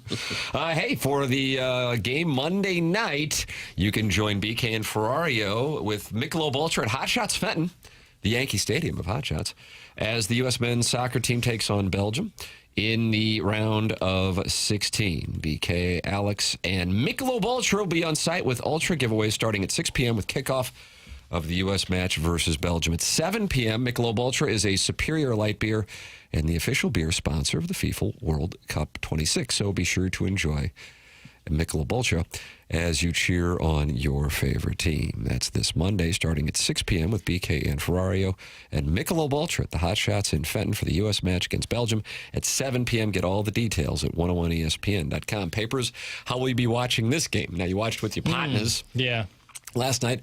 Wednesday night, do you change it for a Monday night? How do you handle this? Probably the same partners? Yeah, same situation. Probably be the best move. Superstitious? Yeah, I am. I'm superstitious. So probably the same configuration. I think the whole country will go bonkers again, and you just deal with Tuesday when it gets there. 100%.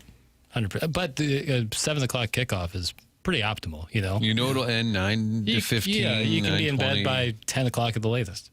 But you're not going to want it if you're out and about at a soccer party somewhere. Right. That won't be the case for me personally, but plenty will be. And yeah, and plus, you know, it's high time for PTO and summer vacation. People might take the day on Tuesday. It's high time for that. It's high time for PTO. Well, people are on summer vacation. They got plans, you know. 4th of July weekend, so they might just take the Friday and the Monday off. So maybe they'll be well rested. I assume I'll be able to watch it in the Hamptons. Sure. Well, you did if you can struggle. find a Fox network. Yeah. You did struggle. That's right. In the middle of Pennsylvania, right? Couldn't get it there. Yeah. Could not get it there. If the United States were to advance, they would play. At this point, it's one of 4 teams. Of course, Spain is a large favorite. Spain and Portugal is certainly a possibility in the round of 16. And if they were to advance past Belgium, Doug, they would play on either July 11th or July 12th. And for the record, that is a Saturday or Sunday. So that is what it would look like. And can you imagine the pony for that? I can't. But I'll tell you, the scene in Seattle is going to be incredible. Yeah. That, I mean, it already has hosted a U.S. game, the Australia game, and now you're going to have another level with this game. So I cannot wait to see that atmosphere. The odds makers would tell you they'd have to get past Belgium, Spain, and France. Yeah. That's what would be coming up. Yeah. And then meet with Messi for the World Cup at MetLife Stadium. Yeah. And How do you do? Fox has the quarterfinal. If they were to advance, it would be on July 10th, that Friday at 2 o'clock. Oh, that's what they have it as. That's a Fox program. That's what it is. It's already done? That's what I read in our Fox emails, that if they were to advance, they would play the quarterfinal game on July 10th. So does that mean it's... Do you know the location? I'm just Is curious. that one L.A.? That would be in L.A. I think the Friday one's L.A. So It's got to be noon in L.A. Boo, hiss. God, what a miss that is. Yeah. Maybe that favors the U.S. like the SEC schedule. You take the favorite and make them play an early game. The other quarterfinal game would be the day before at 3. So and that's in Foxborough. So No, the SEC bangs the underdog home team with those 11 o'clock starts. That's how we knew Missouri, Texas would be an 11 o'clock start this year, and Alabama, Missouri would be an 11 o'clock start last year. If you give me the schedule next year, I can tell you which games will be 11 o'clock starts. There is a track that if somehow, and boy do I hope, if the U.S. is to get past Belgium, likely Spain, likely France, that they could see England in the final. Oh, Doug, 250 years later. Yeah. The Redcoats are coming. Yeah, that would be sweet. That would be sweet. I thought if the USA wins Monday, they would maybe play Canada. That's from the 3-1-4. No. Okay. Well, I mean, Wrap it up. that could be the case, but that means Canada would be beating Morocco and then likely France would be knocked out. Yes. If Canada advanced, that means France at some point would be knocked out. Right, and that would be in the semifinals. Canada. Canada would play France in the quarters. Yeah, right. I woke up hungover and thought Tim was off today. What a welcome surprise. Doug, that's from Josh Bob Bill. And he, of course, shares a building in Tampa with Keisha Gray. Okay. Let's see. Berg the Blob is not happy. Start using Sweet 16 and Elite 8 and Final 4. Get out of here with the semifinals and quarterfinals. That's from Berg the Blob. Okay. Maybe a touch nitpicky, but, any engagement's good engagement.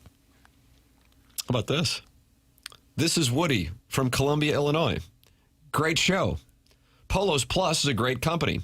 And Corey Lawson, is a great person. I know him very well and coach his son in baseball. They have done a lot for our baseball team. Great family. Doug, that's Woody in Columbia, Illinois, talking about Polos Plus. Thanks, Woody. How about that? Pleasant gentleman. Well, Thank you, Woody. That's what Bob Bragg and Bob Burns dealt with when they were reading texts over at KMOX in the 70s. Woody, good to hear from you. Thanks. We'll get you a gift card to Al Baker's. Thanks so much for tuning in. And here, we're either sexually harassed or personally attacked for 4 or 5 hours. And anything else, when something like that comes in, it throws us off. It's like a change-up. People are nice? No, we don't understand that. Almost doesn't compute. Tim, I hate soccer, but I love you, especially if you were a lesbian. That's from Starfish Street. So he started off very negative on the soccer, but now he's starting to come around because he knows how into the World Cup I am, and he also thinks there's a chance I'm a lesbian. So it's all starting to happen. Lesbian. Yep. Do you think Bob Bragg got texts like that as well? I would imagine. I didn't hear any of them. I was a curious young lady. That wasn't Bob Bragg. England has to get past Mexico first. Viva El Tri. England can suck my ass. That's from Ray King. Doug, he was with the Cardinals in 2004 and 2005. Had a lot of phones. Different guy. Yep. And Ray King is a Mexico fan, I guess? No. You guys stink. That's from Buzz Killington 69 1.6. Okay. That's fair. I love soccer, but I hate Jackson. It's from 636. So we just can't get love and love. There's got to be a hate and a love, or a love and a hate. But Doug, what about love and love? Not possible with this presentation. What if you climb to the top of the Empire State Building and post your flag saying, I love soccer and I love Doug? That would make a lot of sense to me, but I'd probably have to do that myself in order for that to get done. Boy, this guy does not like me. Who's this? I'm doing a text audit. Text audit? Uh-oh. It's always tough when you do the text audit and then you... Yeah. Yep. And Jackson's in that moment right now. He's in that space. But it kind of defines the person, and it's easier to move on. Oh, trust me. I will be okay. Like both of these called in, and he said, hey, Doug, and he said, hey, Tim. And I thought, maybe not a Martin guy. This is good. I'm not connected to the call. And then you guys dumped out. He wanted some kind of number. Well, what time is email of the day? I'm thinking of making a glorious return. That's from the self-made stay-at-home Ladue mom. 9:45. Yeah, 9:45 on the Polos Plus. When are we doing the drops, boy? Whenever you want. That's usually an 8:45 thing, which means it's coming up in 8 minutes on the Polos Plus dossier, Martin. But in an hour and 8 minutes, we will have the Design Air Heating and Cooling email of the day, and you can compete with the self-made stay-at-home Ladue mom. I'm surprised she's in town. Wouldn't you think she's like in the Northeast right now? She's probably streaming in the Northeast. Yeah, I'm sure you can do the internet anywhere. Martin, you can tell us about Design Air.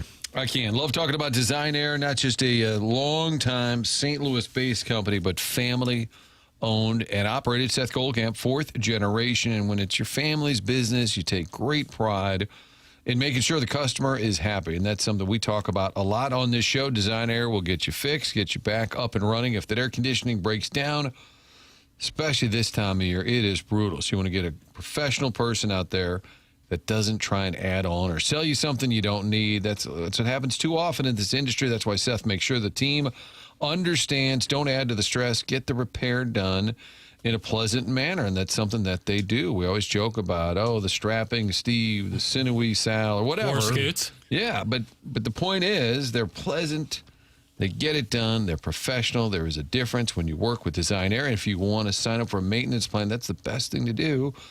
That way there. I think Chuck Marlowe said they were just out to his house, I think, if I'm not mistaken. Get it all confused. But designerservice.com is where you can sign up for that maintenance plan or get yourself booked for an appointment if you're in the market for a new HVAC unit. We did that back in the fall. It's been outstanding. It makes a difference in the entire home, the air quality, all of that. Designerservice.com for more information. Email in the morning after at InsideSTL.com. The program's called TMA. It's presented by Brown and Crouppen on 101 ESPN.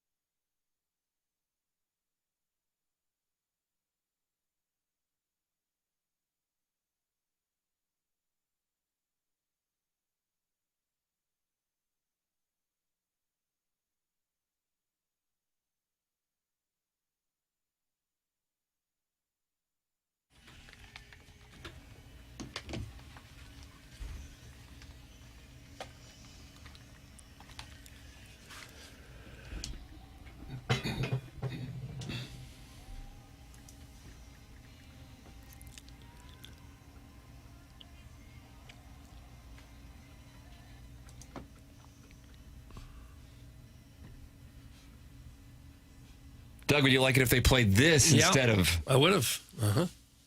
But it's not a patriotic song. No. Well, in a way, maybe it is. Jackson? That would have been nice.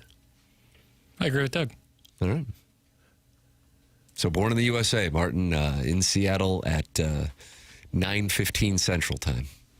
Monday. Play that, play Freebird, Millsboro, anything. Celebrate a win over Belgium. Too much. You know. I haven't read it, and I've not been looking for it, but I haven't read much about Senegal. I mean, they got a penalty kick called against them late, and that was a brutal way. I'm sure if they're doing, and I haven't listened to a lot of sports radio in Senegal, but I'll bet they're going bananas today. Yeah. You think they have They it? kind of got hosed. Think they have sports radio in Senegal? They got HD2. Have they? No way Jackson is playing Born in the USA right now. Media literacy in the gutter. SMH. That's from Billiken insider Kwame Voyukas IV. Everybody knows more. Everybody knows better. Well aware of what the song is about, and you know, I just play the song. Just play the song. Relax. I'm well aware of what it's about. Everyone's a critic. Yeah. Or everyone thinks that their Reddit mind has poisoned this community. Mm-hmm. Hold on a second. Reddit mind his poet. Yeah, this isn't even my take. This is a observation made by many. What is this? I'm curious what the observation is. Since the advent of social media and people being able to comment on things, message boards who are going back, to the early 2000s or even late 90s, it's like the contrarian take is like being a contrarian, being the smartest guy in the room is the most valuable thing. Mic dropping people and online is a big thing. So that is, I guess, taken over to Twitter and then in general correspondence online is like, well, you got to be a contrarian. You got to be smarter than the guy you're talking to. You got to belittle their intelligence, which is not how people correspond when they're talking in real life. I see. I follow you. You think that'll ever change? No.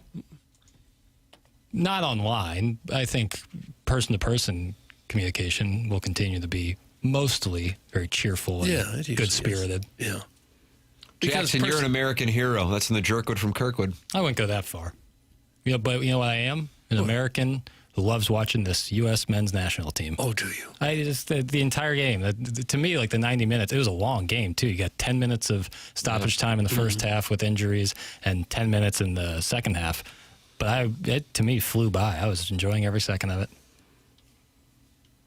I enjoy that about soccer. You know, it's about a 2-hour commitment. Right, because the clock never stops. Until then you do get to kind of pretend time, and then the referee just decides when. And all of a sudden, like that, pretend time. And then all of a sudden, they're all looking around like there's still a little bit left. There might be some left. No, whistle's blown.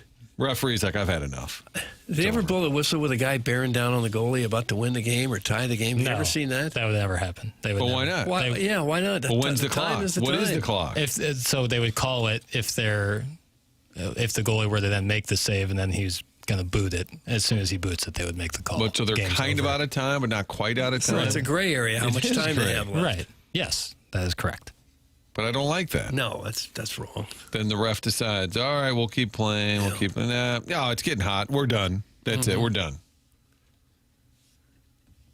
The call in the Senegal game was the correct call. The call in the United States game was wrong. The two sides of VAR. What is that? A VAR? VAR. The video review got it right. Doug, that's from Buck Melanoma Moley Russell's Wart. Oh, it sounds horrible. But I think in the Senegal, it's one of those, do you make that call then, in that moment? It's kind of like the NBA when there's a foul in the lane with a second left. Right. It's like you would call that in the first 47 minutes of the game, but now it's And I understand the argument, hey, if it's a foul, it's a foul, but every once in a while, in a moment, you're like, oh, is this the time? That's something else like the red card that's so extreme. If you call a penalty in the penalty area, it's like giving them a goal because they score most of the time. It's so hard to score in regular play, and then you line up, 12 yards from the goal for the penalty kick, and they almost always score. So the call largely makes the difference of who wins the game. We looked up the ratio on the penalty kick. Wasn't it like 92% of all penalty? Like it's almost a guarantee. Especially at that level.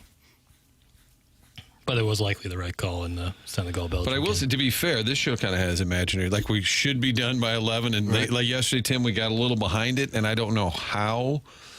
A lot of friends of the show stopped. FOTS. A lot of kids that came by. It was a big kid day. Yeah. And then all of a sudden, we were just staring down the barrel at about 10:30. And so we kind of had like we got out, but it was kind of like the referee. We just said, when's it over? Now we're done. It was as arbitrary as that.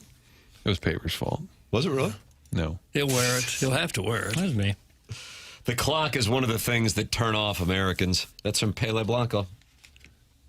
Yeah, Americans don't understand it, I guess, because we're used to buzzer beaters and last-second touchdowns and goals with 1 second to go to determine the series. But you never know. You never know how much time. I don't know why that's so hard or why people would argue against that. Well, I mean, I can tell you the argument against it is that if a player goes down and they know there's 2 minutes left in the game exactly, they'll go down and writhe in pain like you talk about, and then they'll just run out the clock, and then the game's over. Okay, so you time it. You got a scoreboard. You time it. Okay, this is going to be added time. We'll have 2 minutes and 38 seconds of added time, and you put that to the running clock. Okay, and then you have a situation where a guy's bearing down the goal, and he's about to score, and then the clock runs out. That's too bad. Okay. That's how much time you had to score. All right. You are the great tinkerer. Well, you don't think that in basketball. He was about to tip in the game-winning shot for the Knicks. The clock ran out. They score hundreds of points in basketball. But still, the clock is the clock. Okay. Listening to Doug talk about soccer reminds me of visiting my grandmother at Marie DeVille and sifting through her scorching takes about the window unit AC malfunctioning. That's from Little Tommy Tribbins. Okay, he just got He's gone. Yeah. Little Tommy Tribbins and Sharon and Clayton in one day. He'll get a yellow card. I'm not going to give him red. But Tommy Tribbins is going to get a yellow card, and that won't feel good either. And my friends at Marie DeVille would not have air conditioning units. Okay. Soccer was better when players came up hungry, playing barefoot with oranges. That's from old people's Facebook statuses. Is that what they did? They put with oranges? I can see a grapefruit might be a better soccer ball. If the clock is the clock, a penalty is a penalty, and a foul is a fluid, Doug. That's from what does that mean? I don't know. I don't know. This is who we're arguing with. These are the people we're arguing with.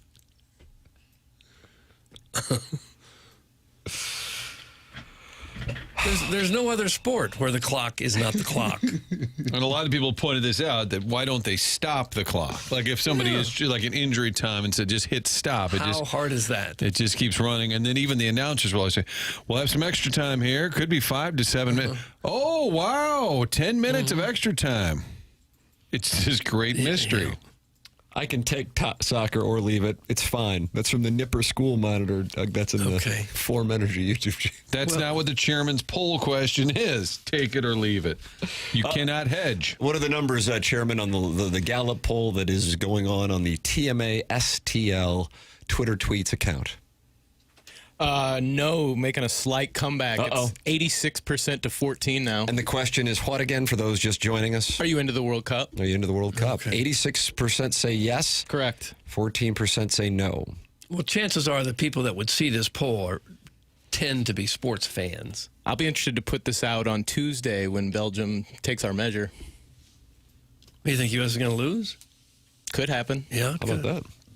All right. The boredom of watching guys trot around for 90 minutes and very few shots on goals, what turns off Americans. Doug, that's from the overbearing sports dad in the Form Energy YouTube chat.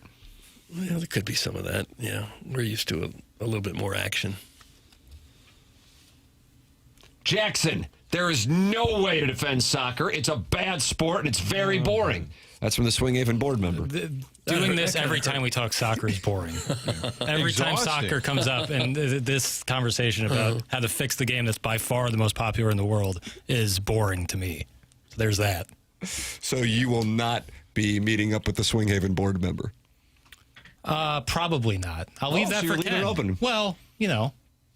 Maybe if I'm shooting video of Ken meeting, because that's what the people want. They want to see Iggy meet the Swing Haven board members. And I believe Iggy says that they were supposed to get a drink together, and he got stood up. Right. Mm-hmm. Right. Because his wife doesn't exist. That is the theory that Iggy is pushing, which at this point can't be ruled out. Right. I would also say it's possible Swing Haven didn't want to get asked for something and just decided to skip the event. Mm-hmm. And I love Ken. I'll now avoid him at all costs. I'll be like exiting through Kiowski's window.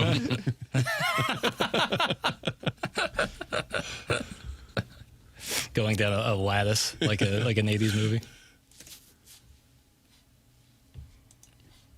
Hey, old man Vaughn, whip that card out and smother me with your yellow, babe. That's from Shrimply Pibbles, who sends in pictures of his wife. The latest one being while they are in Barcelona. Is that correct? I don't say it that way. That's what it looks like. Speaking of Spain, wifey in Barcelona, meow. And then it's a picture of his wife in Barcelona. Why would you send that to us? We don't care that you're in Barcelona.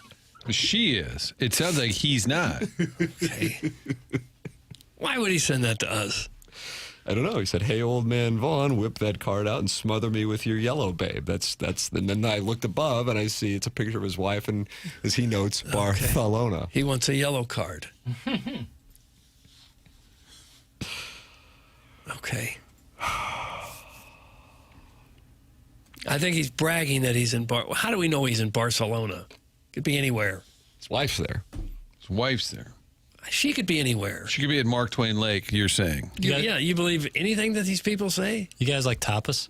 Sorry? It's a different topic, but yes. No, we're talking about Barcelona.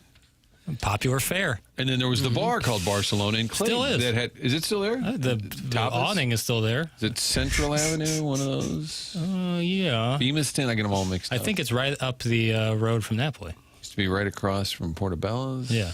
Kilcoyne. And you went to Afters at Napoli on Monday? I did not. If it was at Barcelona, I could have got some tapas. You know, might have reconsidered. Getting warmer. I like that little omelet. Tapas is kind of a good way to go. It's not too much food, a little of this, a little of that. Agreed. Stuffed. Yeah. I would recommend you get your tapas at VIP Auto Accessories with Tommy Cebulka and Brian Grigg because they sponsor our Drops of the Week. Morning after. Drops of the week. Yeah, you gotta drop it like a hot dog. It's a wonderful drop. Indeed it is. Flip that off. Flip that off. Flip that off. Flip that off. Flip that off. Happy birthday, dick. I lost. Do you think a sports talk radio host has ever been hosting a show when his little plug went off? What did they blow exactly? Can you move your fingers? Oh, sorry. We want more inches out of you. Is he your tight partner now? Are you keeping track of my hats, by the way? Valid question, Martin. Yeah. See? Raiders. Let's go. F the F off. He didn't win. Don't we? No. I kind of tuned him out on that. I let him know that I disagreed with his disagreement. What's your mouth doing? The dog collar, they used to put it on your privates. What's next? That was Drops of the Week. Drop, drop, drop, down, drop, drop. That was tight. That was really tight. It moved. Yeah, high Efficient. energy. That's a 4th of July edition of the VIP Auto Accessories. Absolute firecracker. Did you already squeeze Mr. Burkett in there? That's right. Good work. Wow. Yeah, worked quickly. Impressive. VIP Auto Accessories, that's Tommy Cibulka and Brian Grigg. They bring you the drops of the week here on the morning after. It's VIPAutoaccessories.com. VIPAutoaccessories.com. Go to VIP. They take care of everything. They're a one-stop shop in business since 1979. That's where I got my windows tinted a couple of months ago. That's Tommy Cibulka and Brian Grigg. VIP's graphics will help your business get recognized and turn your business into a brand. They have great installers who care and take pride in their work. They maintain old-school business philosophies. They will do it right. They will tell you the truth. 4 departments under one roof. In addition to the commercial upfits, you have graphic solutions, hail repair, and touch-up and aftermarket. For all your commercial vehicle upfit needs, ask for Tommy Cibulka. And for all your aftermarket vehicle accessories needs, ask for Brian Grigg. And tell them TMA sent you. It's VIPAutoaccessories.com. It is 8:55 in St. Louis as we close out the Fisher Window and Door Store 8 o'clock hour and head into the Mark Hanna Evergreen Wealth Strategies 9 o'clock hour. It's TMA 101 ESPN.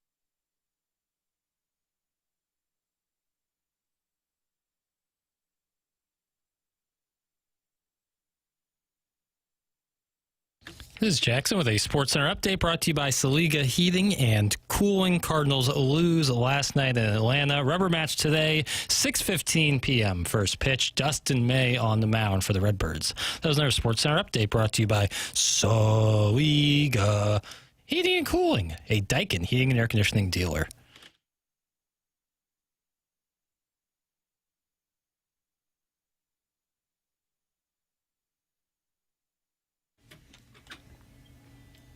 Doug, how would you like this as a victory song?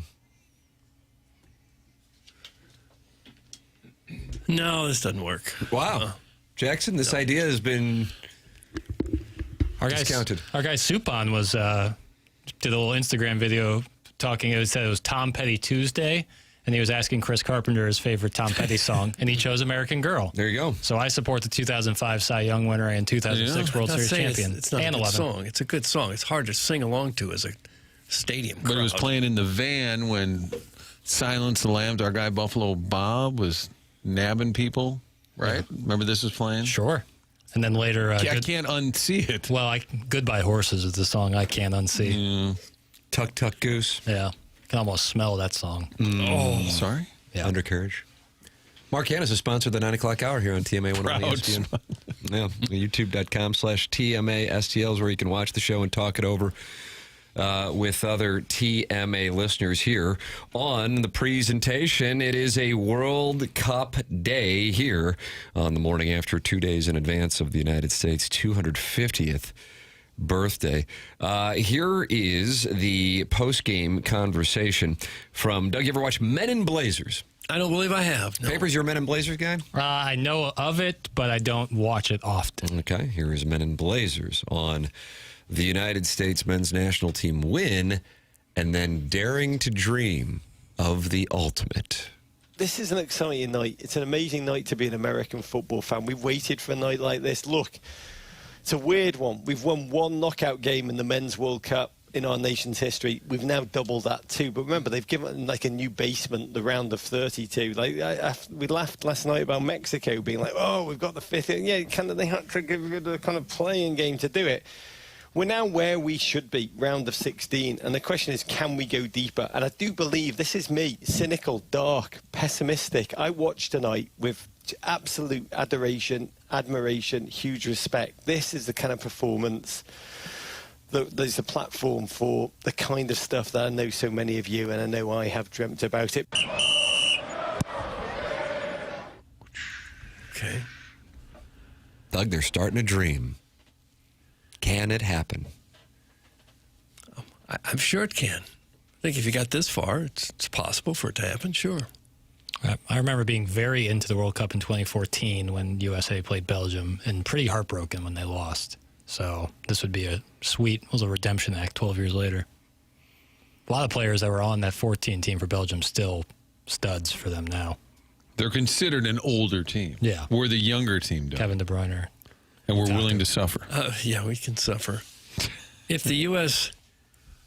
should go all the way and win, would this be, second in line for the greatest American upset wins in international play behind the Miracle on Ice hockey team? Jackson, do you have that information? I think it probably would be. I would say so, yeah. The women's World Cup win, right? The Brandy Chastain game, that'd be up there. That'd be on the Mount Rushmore. I don't think that was an upset. No, but it was still a huge win for the country. Yeah. You become eighth or ninth team or country to ever win the World Cup, which is saying something. No, on American soil, right. I don't think anything tops Miracle on Ice, but this would be 1A. Tied for first, maybe? Yeah. But we're getting ahead of ourselves. Doug, you got to go one match at a time. All right, I forgot that. We're breaking down the brackets, lock in on Belgium. It's rigged. They don't want the U.S. to win. No appeal for Balogun. No chance without him. That's from the 573, Doug. Don't be angry with us. I'm seeing conflicting reports on their ability to even appeal. Obviously, which is good that nobody even knows. I know. We heard Mark Clattenburg say they can, but it's going to be unlikely. And then I read something else where it's no matter what, it's an automatic 1-game suspension. No matter, it's just a red card. The only thing it can do is make it more games, not less. Seems like if it was rigged, you would want the U.S. to win. Likely, keep the stadiums filled and the TV sets going on the games. Yeah, the amount of interest in the World Cup drops so significantly in the United States if the United States loses that game, especially after the red card. Maybe if it's on and it's hotter than hell out and I got nothing to do, I would have been watching it. But now I'm engaged. I'll be watching today. Got some Jim Dandies today, Papers? The game, Spain, Austria. Yep. Not Portugal, Croatia. Spain minus 1,100 on that. Portugal, The Dandy is Croatia. at 6 o'clock. Yeah, Portugal, that's the one. Croatia. That's the one. That's the one. Spain Portugal should roll. minus 280. Yeah. That's the one where you want to keep your eyes on. The other game's just too late. 10 p.m. What about tomorrow with the Cape Verde shocking the world in Argentina? I mean, that would be... Whew. Argentina minus 1,800, Doug. If you want to bet $1,800 to win $100, you can bet it on Argentina. Yeah. Then Egypt, Australia, not doing a ton for me, being honest. But then the round of 16 games are almost all going to be unbelievable. Can Paraguay keep the momentum going against, top-seeded France? Yesterday, was it 6 o'clock? I forget. And I'm on and I'm talking to Mandy and Shirley, and behind me, I'm watching that Senegal-Belgium game play out. And then in the other box, there was like Lawless and the guys breaking down. I said, what channel are we on right now? Because I think it was FS1, right? Senegal, yes, but Fox was in their pregame. Yeah. Senegal is on Fox. I said, wait a minute, what channel? We were on our digital channel. Yeah. I wasn't aware. Yeah. And I turned around, I was watching everything else, and I realized that's Fox. I said, well, what are we? I guess I should know that. Right. CTV. You can get the app. Download the app. Doug, the 6-1 hate is not on board with your dream or your Mount Rushmore. I dream that one day a Cardinals and Blues championship team, and I dream of a St. Louis radio sport talk show that actually cares about the Cardinals and Blues. Doug, that's from the 6-1 hate. We were talking about national wins, like Olympic World Cup style wins. Mm-hmm. Cardinals and Blues are great here, but they don't care much about that in Detroit. How about Jesse Owens in 1936 in Germany? Would that be up there? I guess it could be. I think it would be. But it's one thing for your team to win as opposed to an individual. Right, but I think all things considered with the context around it in front of the chancellor there. Yeah. Jackson thinks the soccer tops Miracle on Ice, but he's afraid to challenge Doug. No, That's from Cuckleberry. You can't manifest me into being dunked on. Nice try. Nice try. I just don't think you can't come up with some hypothetical where I said something I never said. I don't think anything can top the hockey. Correct. I can't imagine what set of circumstances. And with Russia and the Cold War, I mean, there's too much going into that. But you can be a straw man, Doug, in 2026. Oh, I get it. A lot of people think this is bigger than Miracle on Ice. You just say that, and then you can have a huge argument. Now, Jackson says that's engagement farming, right? Oh, yeah. That's engagement farming. Well, there's going to be a lot of engagement farming. Is that right? What's the engagement farming move going to be? Either people saying why people are idiots for thinking it wasn't a red card. Okay. There's going to be a lot of that. And then, so Guy will be saying it was a red card and saying those who are saying it wasn't a red card are idiots. Like saying, Got it. So it's always the contrarian play? Yeah. That's the engagement farmer? These Americans who only turn on soccer once every 4 years are going to tell me, who's someone who watches every Saturday This guy's morning. a good engagement farmer. Yeah. I like his harvest. Yeah. There's plenty to get. It is harvesting time. Orange card solves all this, of course. I'm not opposed to the orange card. Yeah. And Chairman Kurt what was the show? Red Card was the Channel 11 show that the owner of Ambush. He would hang out at the. Would he be on the bench drinking? But no, he did. Was he not? No, I remember being at the Cheshire. This is obviously 20 years ago, and there was a camera crew following him around. So it was his own Real Housewives, except it was Real Housewives. He's kind of ahead of his time. Yeah. The show was called Red Card. Mm-hmm. And I believe Steamer's Ambush, I get it all mixed up, but they had a reincarnation at the time, and I think they're playing at Savas. And the owner, though, would sometimes be on the bench drinking like a vodka tonic, like during the game. I do like that. And it was all filmed. Yeah. I was saying Chairman Kurt does not like, what are you calling it, Chairman Kurt? I saw this in the Forum Energy YouTube chat, Doug's Gulf of Americanification of soccer. Is that what you called it? I think, that's what I called it. Yeah. Well, other sports make major he rule says, changes. Doug's Gulf of Amerification of the game of soccer is really off-putting. Off-putting. It's a beautiful game, Doug. And It is. You want to change everything about it. Well, football, basketball, baseball, they're all beautiful games, hockey, and they make major rule changes to improve the sport. But somehow soccer is so sacred, nobody dare ever change a rule or even talk about it. If you had one rule only, you could only do one. What are you doing? For soccer? Yeah. I'd get rid of the offsides. I saw somebody online the other day, he said, for people who don't understand the offsides rule in soccer, if something exciting happens, that's offsides. I said, yeah, that sounds about right. That's the one I would change, I think. But that's just me. If you don't want to change it, apparently nobody wants to change it except me. So that's Doug, I'm fine. lactating. Thanks. I don't think it'll get changed because they never change any rules, apparently. Overbearing Sports Dad says, is Belgium any good? Do they run fast? Do they have guys who kick with both legs? I think that's the scouting report we have. They have all that. Are there guys who kick with both legs? Yes. Both legs. To your point earlier, Tim, I guarantee that was a real. Are there guys who kick with both legs? Yes, almost all of them. Can you get to be on the men's national team if you're going, I can only come at it from the right side? Yeah. Coach, real quick, I got to tell you something. Yeah. You're a scout out there. He's like, well, the guy's really good. Love his first touch, but unfortunately, he can only kick with his right leg. Okay. Well, you won't be making the squad. They have a dominant leg, of course. Sure. But yeah, you should be expected able to pass. You should be expected to be able to use your other foot. You would think. Doug, that's a deplorable take. Taking away offsides would be terrible to ruin a game. Imagine what hockey would be if they took away offsides. Totally different. That take is worse than mine. Totally, absolutely different.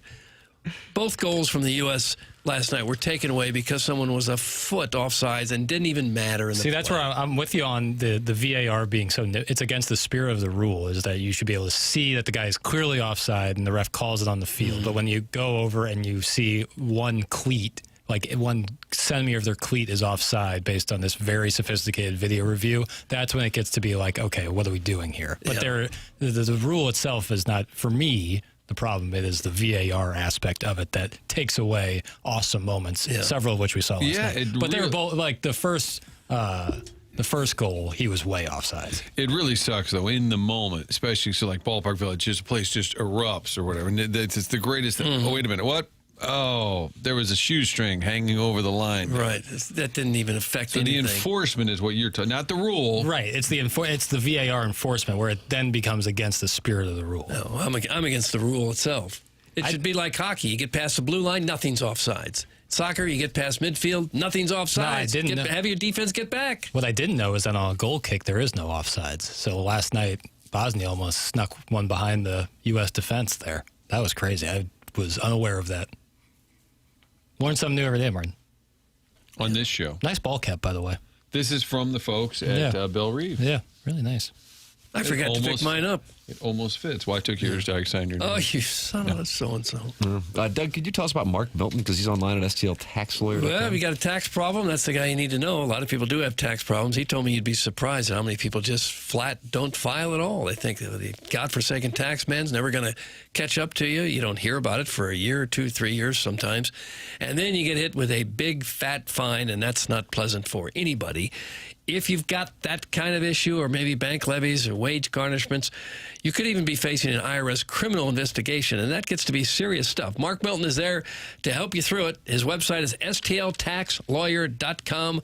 Mark Milton and stltaxlawyer.com provide a local and holistic approach to tax resolution. Mark started his legal career with the Department of Justice Tax Division in Washington, where he represented the IRS in tax cases around the country and received the DOJ's Outstanding Trial Attorney Award. This is one of the best in the country at what he does, and now he's right here in St. Louis helping individuals and small businesses solve their tax problems. So you got any kind of IRS issue at all, this is the guy to know. This is the guy to contact. He, again, is at stltaxlawyer.com, and you'll be saying to the IRS, I'm sorry, I am am not guilty. I am with Milty. Remember, the choice of a lawyer is an important decision and should not be based solely on advertisements. There you go. It's TMA 101 ESPN.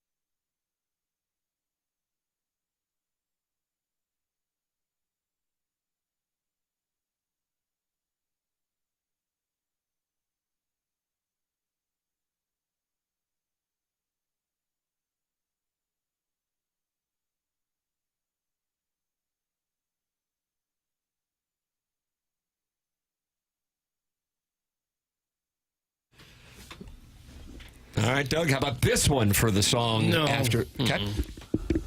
An all-time classic, but not something you play after a game, no. So you're not on board with Country Roads? Oh, I love Country Roads. It's a great song. It's a great sing-along song. It just doesn't seem like what you'd play at the end of a World Cup victory. It doesn't bother me. I just thought something a little more patriotic might have been a little better. Just working some out. Yeah. I'm with you. It wasn't that so much as the Elvis Presley love song afterwards. It was kind of confusing. Wifey and I nibbled cockles in Barcelona. Delicious little treat. They're usually accompanied by some tasty chippies and a touch of vermouth. Aphrodisiac city.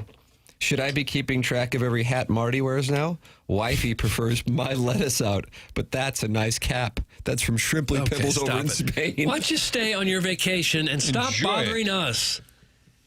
Go see the sights. Go to an art gallery. Another thing I'm on board with, not only tapas, the siesta. Taking a little nap in the middle of the day. Getting 2 hours just to You like the siesta? Oh, my God. Right? 1 o'clock, everyone goes home from work for 2 hours. Is that a real thing? Chairman is nodding. That's a real thing. In Spain? Brother.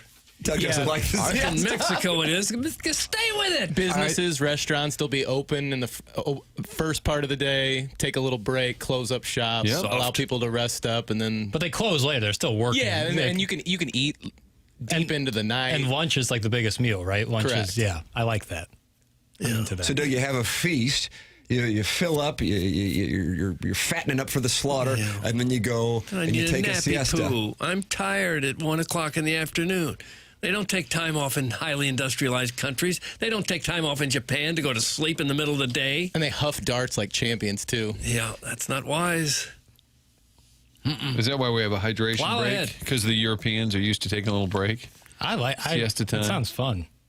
Have a giant lunch and then take a little nap and then back to work. Well, yeah, it sounds fun to be on vacation all the time, but That's we not can't vacation. always do I just it. said work. The running of the bulls is next week, too. You always wanted to do that. One of these years, I'm going to go do that. Okay, and then take a nap. Or take a nap before or after? Probably after. Okay. I think you might get stabbed, Kurt. 'Cause I'm not saying you're slow. Gored? You're saying he's going to get gored? Well, I'm saying big target. You're, Nice round I'm just target. saying, yeah. Easy. Well, in a muscular polite, type of round. Yeah, walk it back. Maybe get a little leaner and faster before you do that is what I'm suggesting. I wouldn't do it. What's going on with you two? Yeah. What body shaming? What are your 10-yard splits? Because that's what I feel like is going to be important. And you got to be able to hop up on the fence. Yeah. I don't want to run like right. I want to run adjacent to the bulls. How about serpentine? Yeah. Is that gators? Yeah. Can you create Probably moose, too. Can you create an AI for me of you running with the bulls? I think even Like a getting poncho. gored wouldn't be bad enough. You can just get stepped on by something that weighs a They'll ton trample more. you. Yeah. Why do you want to do that? With my past, I've just always been fascinated with Spanish and Mexican culture, and it's just a cultural phenomenon I'd like to experience one of these days. Why don't you shoot for next year? Start making plans now. Okay, I'm in. All right. Okay. Of course, Libby Nap Boy loves the idea of loser day naps. Get to work! That's from Mr. 6011, very fast golf cart. I think it'd just be fun to try for a little bit. Working yourself to death and then having an early exit is a great way to spend your life. Well, working to death and taking a nap every day is two entirely different things. Sometimes they That don't one actually is the- take a nap. They just take a little break from work. Sorry. I apologize for saying what I said. For all of European culture, you're apologizing? I'm sorry. Sorry, I just brought some up. Is it all of Europe? I don't think it is. It's like No. Mexico. It's a Spanish culture, the Latin culture kind of thing. But I think we were in Italy, same thing. They shut her down. Every business just flips that sign closed. Yeah. Just a thing. I didn't see that. It could be that if you're in a country like Mexico where it's so hot, you need a break from the heat. That too. Yeah. Why do the old whites feel like they have to fix soccer every time they watch the game? Just watch a game, dog! Oh. Got some peace and love, ironically named. You would never want to improve anything. You always want to stay right where you are. Then Peace and Love is back and says they do need to fix VAR, though. Yeah, of course. Why do the old whites want to fix VAR? Why would you fix it? Why would you want to fix anything? Oh, I don't know. Make it better? Boy, there's a novel concept. Most of your listeners can't grasp the concept of a day nap because they don't work. Doug, that's from the Heiser House Hooligan. You know, that could be. That could be. When I take a nap, I'm more tired when I get up than I was when I took the nap. Got to take a shower afterwards. Well, now you're talking some time commitment. It's not necessarily, you're just showering to, I say, like, lock in the nap. Like, then you're refreshed. The most refreshed I ever feel is quick, like, 45-minute nap and then a shower. Feel great. Martin, there's back-to-back texts about Scotland for you. Where are you going? Fortunately, our friends, and I realized later it made sense not to go over there since they were coming here anyway for the World Cup, the Tartan Army. What do we got here? Martin, what's the culture like in Scotland? That's the TMA Reddit Insider. And then Lady Sonia's teacup. Hey, Kilcoyne, when you were in Scotland, did they take a siesta? Well, we were going to go, but then I was getting some pushback on the Bagpipe Museum, so I thought, let's just simplify and stay. You don't want to miss the World Cup. No. Big Al wouldn't do that, and he is on the Calgary and Thompson phone lines, Doug. Okay, that's nice. Hello, Big Al. Al? What's up, boy? Oh, we're fine. How are you? Happy 4th. Happy 4th to you, sir. Hi. How you doing, Martin? I'm good, but it's the 2nd. Have you started your July 4th celebration? Oh, yeah, I started it like June 1st. I'm retired, so I don't nap. I stay up till 2 a.m., and then I get up at 2 p.m., so that's the retirement life to look forward to. Doug and Marty, you're up there. You sleep Hey, till Marty, 2? I got a bone to pick. Oh, a bone to pick. Yeah, Marty, on your highlights, you got that little chin. I did this to Doug, too, so don't feel slighted. But on our highlights from you, you got the little Chilo 2 bug there. We can't see the score of the game that you're showing the highlights to. I know we got to wait to the end to hear who won or whatever. But could you tell the graphic guy to move the little bug over to the left? Because at the bottom right is where the scoreboard is during the game. So when you're giving the highlights out, it makes more sense other than watching the little bug and trying to look around it. Doug will tell you how to do it because I told Doug that when he was on the 4 Fox. Yeah, but when we're doing highlights of the game after the fact, you're listening to me, and I'm telling you important stuff like it's now 1-0 after that base hit by Jordan Walker. So you don't say that.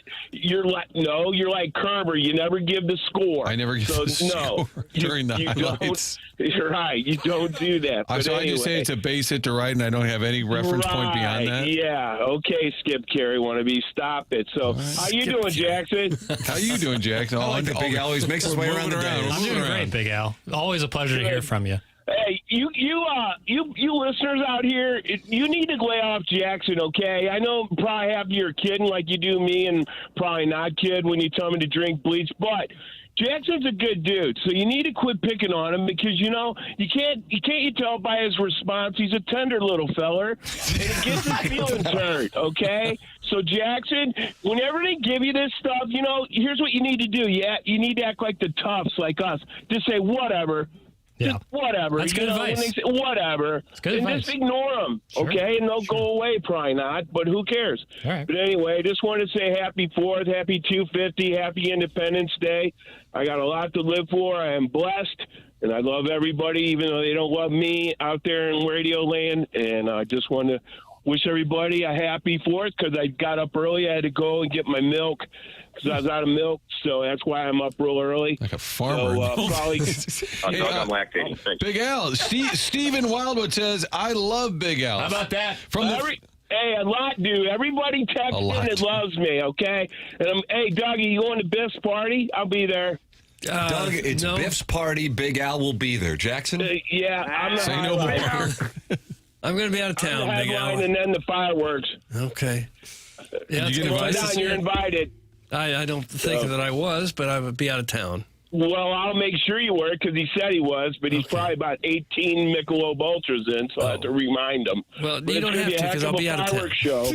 Oh, okay. Argentina? Are you going to go to or Spain? Yeah, I'm going to the Hamptons on Long You Island. can go to Japan, Missouri. It's a short trip. Okay. So I'm not going to all those right, places. boys. I love you guys. Take care. Everybody be safe out there. Don't blow yourself up like that dude on the Giants blew his hand off, Paul. So be good. Peace. Doug, All there right, it is. Big Al. Calling in with an inspiring Independence Day message. Really? Just gather the family around. Here's a message now from Big Al.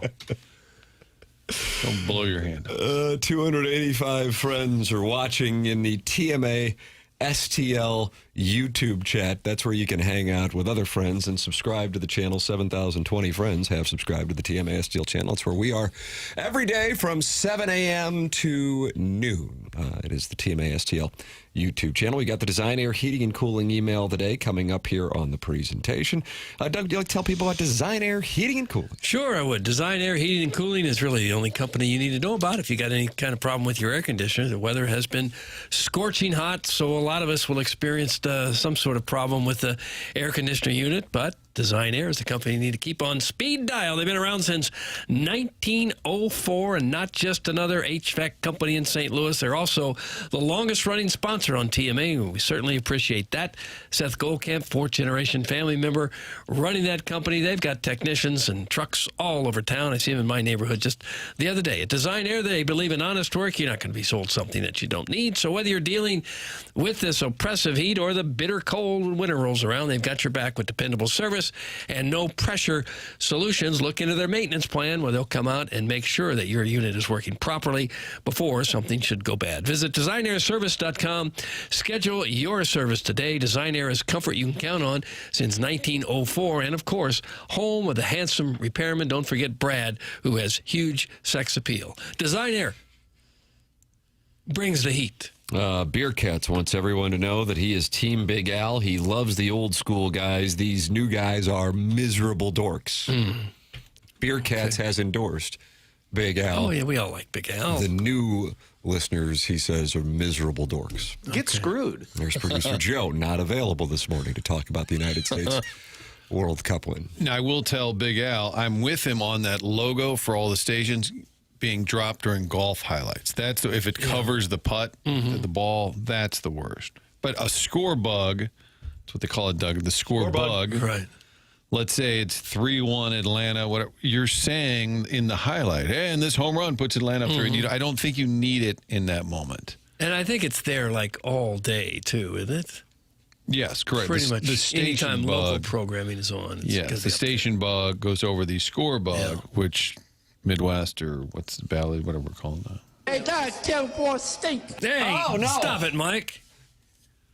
I am so sick of these communist, overweight, Festus texters texting in and bashing soccer. I am not a huge soccer fan, but I love the World Cup. The World Cup is about showing off your culture and bragging that your country is number one. So anytime we can remind the world that we are number one at anything and the rest of the world is our sweatshop, I'm on board. So suck it, planet Earth. USA. That's from Tim Showercap. Well, where soccer's concerned, we have never shown the world we're number one, except in women's soccer. How dare you? Well, we've been number one in women's soccer a couple times. Men, never. But maybe this is the year that we turn that around. What was the horrible basketball year papers? Was it the 88 Olympics? And that's why they came out with the Dream Team in 92. Right. All right, that's it. Enough of this. Right. And then there was the Redeem Team in 08. They were still playing amateurs back then, right? Right, before 92. College players. Yeah, Doug Collins. At least our country was. Some of the others maybe not so much. Yeah.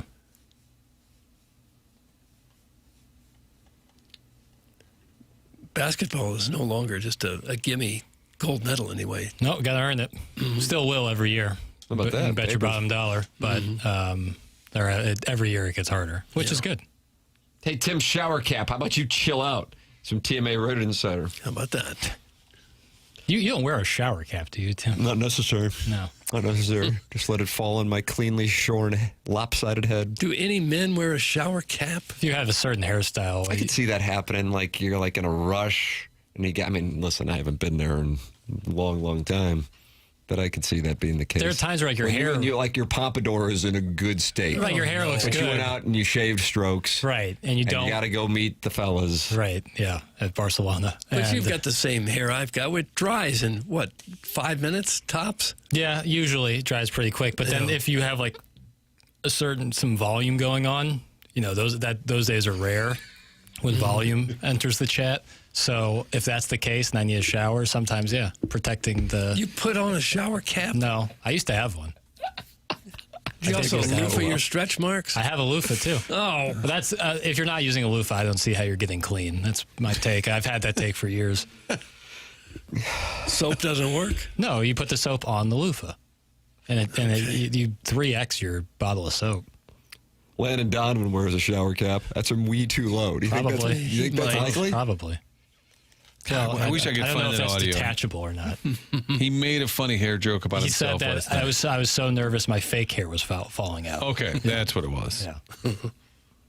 Not bad. I want us to win, but I also like sports where you aren't subjectively banned for multiple games because your foot accidentally touched another player's foot. That's from Carlos Spicy. I think it's a fair criticism. It'd be like in baseball, if you're running to first base and you accidentally collided with the first baseman and they suspend you for 15 games or something. Yeah. It is ridiculous. It's ridiculous. Another rule that needs to be changed. Orange card, I'm telling you, that solves a lot of problems. And that was Big Al calling in from the morning show, and that's a callback to what Franco Pena. It's a great moment in TMA history. Crossover listenership. Yeah. So Frank's doing the afternoon show, and then the morning callers want to just call in and just yak with Frank Opinion. Big Al had quite a health story. We had cancer and couldn't get it treated in the United States. Went to Mexico, I believe, for experimental treatment, and they cured him. Wow. This would be Al. Hello, Al. How are you? Welcome home, Frank. Big Al from the morning show. Okay. Okay, see, he was not impressed. One of the greatest 10-second exchanges in sports talk radio history. Who decides he's Big Al? Is that a name he gave himself, Doug? Can't do that. From the morning show. Right. Like he was like nationwide, like the mascot.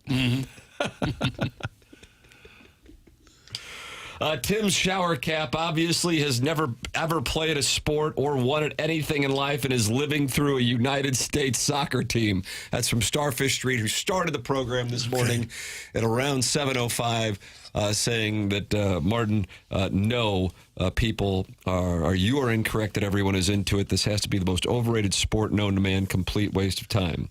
And he also says, let me be clear, I don't care if everyone else likes it. Most of these countries don't have anything else to cheer for, so enjoy. Starfish Street. Okay. If you taking yourselves back to when you guys were young kids, is there one sport that you look back and wish you played more as a younger kid? Hockey. Yeah, same with me. Really? Yeah. Easy. That is easy. Yes, in a major way. Not just because then I would be able to skate now.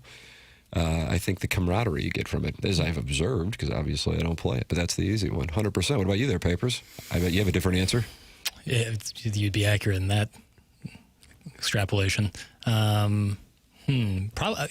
golf is the wrong thing because I played it pretty young, but really got into like golf. the junior club championship at St. Louis, and I've never won a golf tournament in any capacity, but. Yeah, like if I was getting into competitive golf at 8 years old, because that's what all these kids are. The guys who are on tour were all sick at a really young age. That reminds me, one of the things, was Robert Thomas calling in? What was the deal with that? I remember he was going to call in. No. Probably a couple days ago he was calling in, or he was going to call in, and he's loaded for Barry. You maybe ran into him or something like that. I saw him Tuesday, the day after you guys all golfed, and we were talking. He said, I got some stuff for Jackson. I got some stuff. So when we were sitting there on Monday, Papers, and it was Robert Thomas, Barrett Jackman, Cam Jansen, and Reed Lowe, and I guess Cam...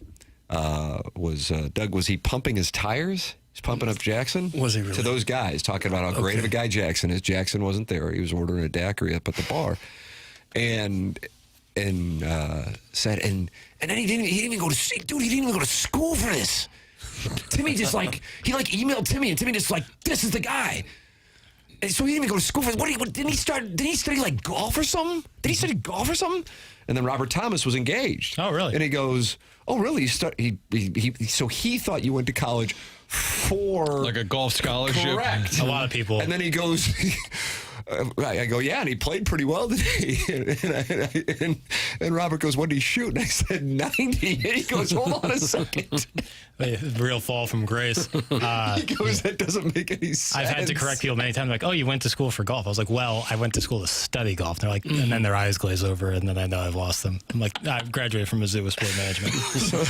So Robert Thomas was engaged, curious, thinking you were like an SEC golfer at Missouri. Sure, yeah.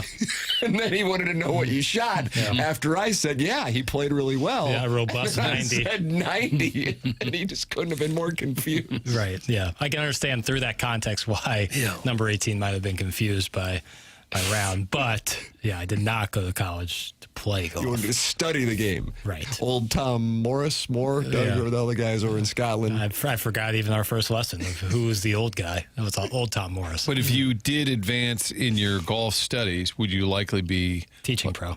Teaching, okay. So actually involved in super... To become a Class A member of the PGA. Okay. Yeah, we certainly know he didn't go to school for this. All right. Top flight producer, man. All right. Listen. Hey, listen. The Oreo's already soaked, brother. No need to keep it going. The Oreo's already soaked. It's already in the milk. Yeah, you've already dunked it in the milk. No need to go for a second one. Okay. Diminishing returns. You've already been dunked on. Tim, I think accidentally this is probably segment 8-2 because I don't know if you checked the Polos Plus dossier. The dossier 8-2 was listed as rummage sale. Yep.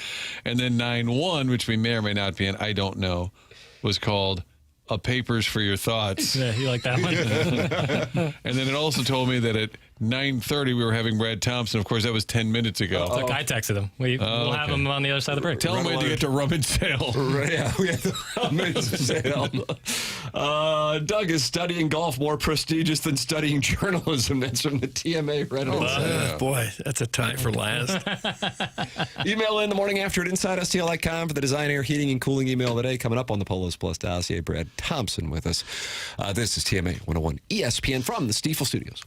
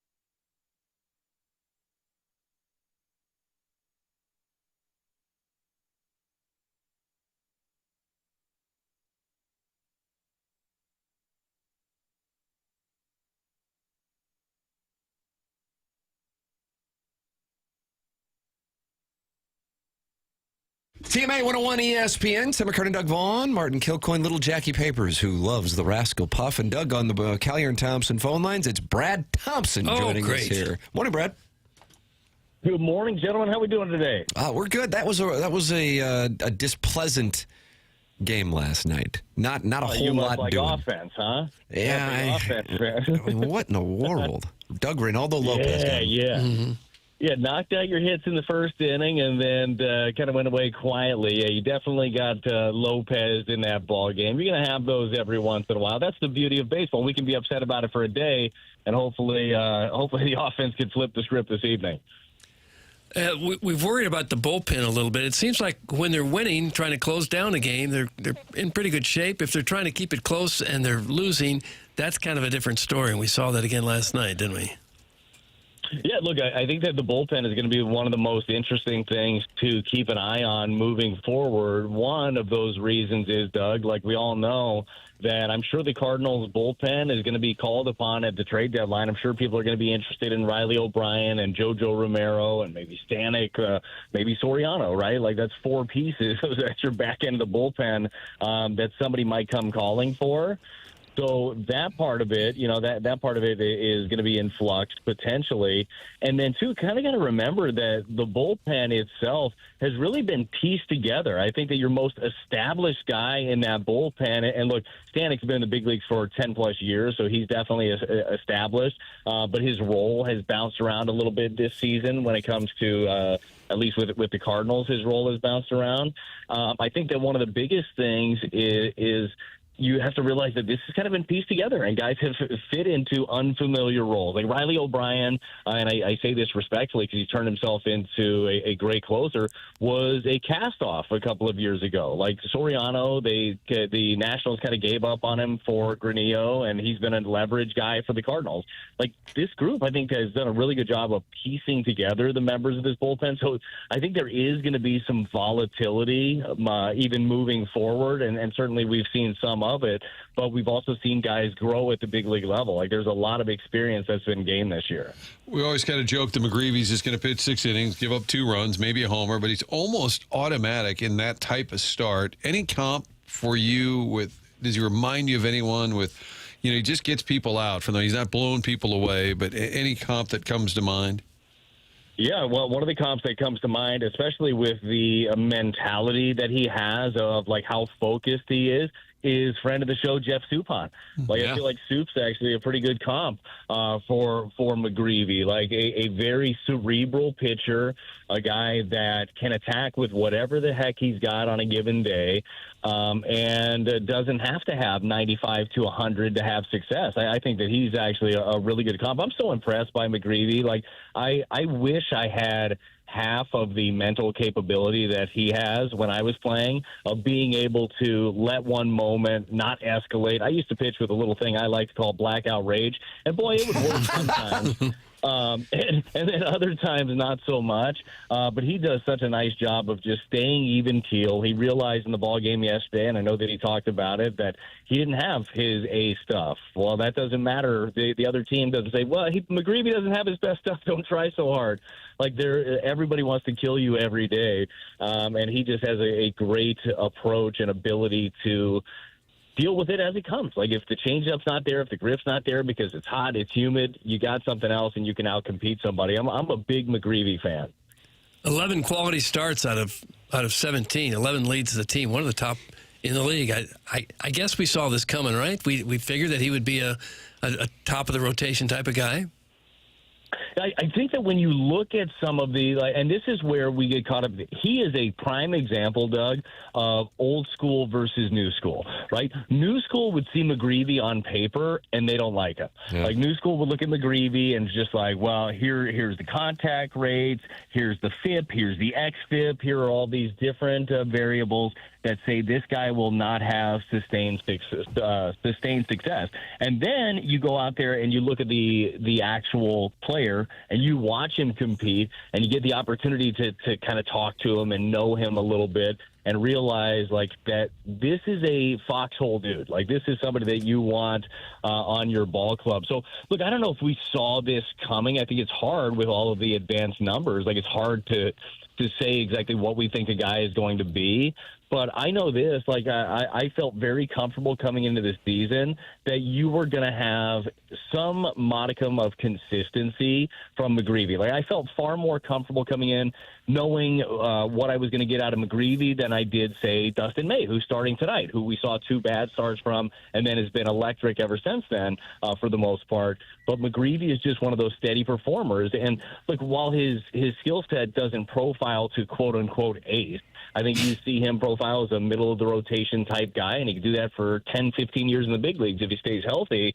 That is such a valuable piece to have on your club.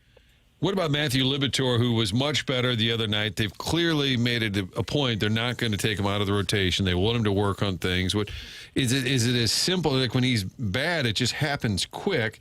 I think they've alluded to tipping pitches, but what do you think his biggest downfall has been? Yeah, look, I think the tipping pitches is definitely some of them, and I've been privy to be able to kind of see some of the things that he's been doing, and he's working on those all the time. But still, if the stuff is going to be good enough, and if you're executing, even if you're tipping, you're not going to get hit like he does at times, right? So it comes down to a couple of things. It comes down to the execution in general, and I think that Libby is a mentally tough dude, and he doesn't get rattled necessarily. But I think that there's just that next level of kind of just what we were talking about with McGreevy of, okay, well, this isn't working today.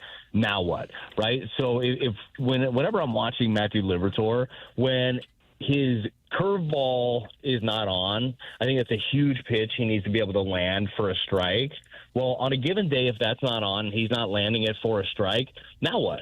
Like, is there a pivot? Like, how do you get right back into compete mode and just go out there and just fight? And I think that's actually something we saw in this last game for him was the fact that he went out there. He didn't have total feel of everything early, but just battled. Like, he walked more guys than he wanted to in that ball game. He ended up having having traffic every inning, and still was able to maneuver out of it. Like, I liked it. I liked the way that he competed, and obviously one of the variables that changed for him was having a different catcher behind the plate. And I'm sure that there is not just have the bat of Herrera in there, not have the bat of Pages. We know that Pages has been a better quote-unquote catcher throughout his career than Herrera. I think that is very safe to say. But sometimes you want to add another variable in and just say, okay, well, now you go out. You don't have that safety blanket of Pedro out there. You've got Herrera. He's got different takes on things, maybe sees different things. You guys go figure it out, and he did a nice job of doing that. It's kind of disappointing to see the bats go so quiet it's almost been a week now where they really haven't had many games where they've done much offensively, and this came right at the time when it kind of looked like they had the lineup figured out. What do you think's happening? Well, look, if I had that answer, I'd be definitely rich and have a big office. And if I could figure out the offense like that, like, this is a group. It's in large part a young group. You're going to have ebbs and flows. You're going to get Pablo Lopez every once in a while. You're going to have times where you're hitting a bunch of homers. Like the first month plus for the Cardinals, they were one of the best offenses in baseball. Then they went quiet and the pitching stepped up. You got so many young guys that are still learning on the job, that are going to continue to get pitched differently. They're going to have to make adjustments. I feel like that just ends up being a big part of it. The cat and mouse, who can keep doing it? I think one of the best examples of the cat and mouse game this year has been J.J. Weatherholden. J.J.'s had an awesome year at large, but he's talked about it a lot of how he got pitched the first couple weeks as opposed to after that, and how it just keeps going back and forth.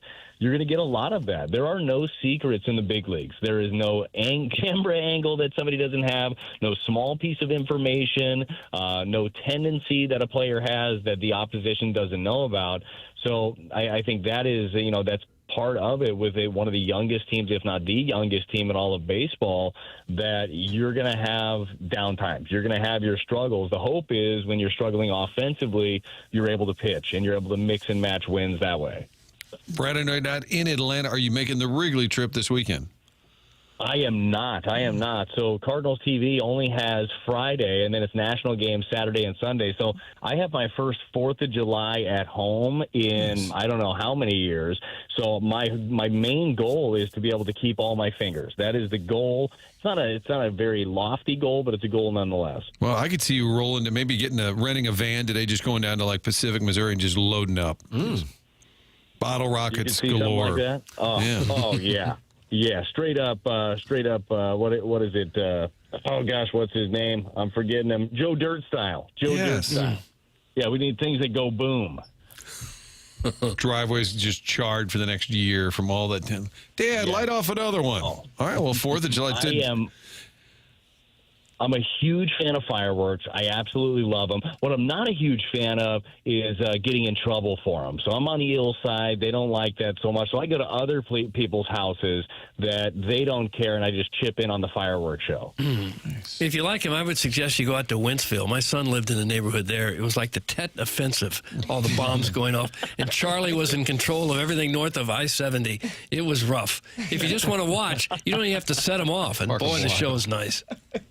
That's it. I know. I appreciate a good fireworks show. I'd rather they be done, by, midnight or so. I don't like the randos going off at 3, 4 in the morning, especially anybody that has kids and dogs. But, you do you. It's one night. Yeah. Okay. So it was the Tet Offensive, and it was going on north of 70. Well, Charlie was in control of everything north of 70, clearly, by what I was living through. Brad Thompson with us here on Thursday, and he gets to spend 4th of July with the family. Chairman Steve in Des Moines, by the way, has just texted in Brad to say, Brad, 4th of July with the family is overrated. Go with the team to Chicago, or at least can I? That's from Chairman Steve, who would like to replace your opportunity to go on the trip, as he does not want to be at home with the family. I will file that. Yeah, I will send that to the traveling secretary, Ernie, and we'll see what we can do for him. There it is, Chairman Steve, heading to Wrigley. Who's Haim's like, who's the guy in row 10? Oh, Brad gave his seat to Chairman Steve. Yeah, Chairman Steve and Chairman Steve's berating the staff on the plane for more mini bottles of Jack Daniels. Brad, we appreciate the time. Enjoy the family this weekend at home. All right, you guys do the same. Happy 4th to you guys. Happy 4th to you. That's Brad Thompson with us on the Callier and Thompson phone lines. We'll have the Design Air Heating and Cooling email today coming up on the Polos Plus dossier. Martin, can you tell us about Michael's Baths? Because they just did some work over at your house. They did. It's unbelievable. And you know what? My niece is coming in town this weekend, staying with us. And I said, this is perfect because it's the kids' bathroom, but also when somebody spends the weekend, if my mother-in-law comes up, it's kind of embarrassing. It was falling apart. It needed to be fixed, not something we could do. Called the folks at Michael's Baths. They came out, walked around, said, what about this? You could take that wall out there. What kind of shower do you want to put over here? All these great ideas comes from just one meeting, and then you find out it is reasonably priced. I think a lot of people get scared off by the idea of redoing something like a bathroom. Michael's Baths, they've been doing it for 30 years, family-owned business, everyone doing the job. They were there in our home for about 2 weeks. They all work for Michael. That means they're not subcontracted out. That makes a big difference when they're trying to get a project done. So if you've got a bathroom that needs a remodel or something simple, maybe just go in tub to shower, take that old tub and rip it out, they can do it at Michael's Baths. 636-775-0800. 636-775-0800. If you're in the 101 ESPN listening audience, they can come to you. They've got financing options available as well. All the reviews are 5-star. I'll tell you what, I need to get online and give them a review. It would be 5+ is what I would say. They've been just great to work with. And the finished product, you'll love it. Call Michael's Baths at 636-775-0800. There it is, Michael's Baths. And we will have the Design Air Heating and Cooling email today coming up on the Polos Plus dossier. It's TMA 101 ESPN.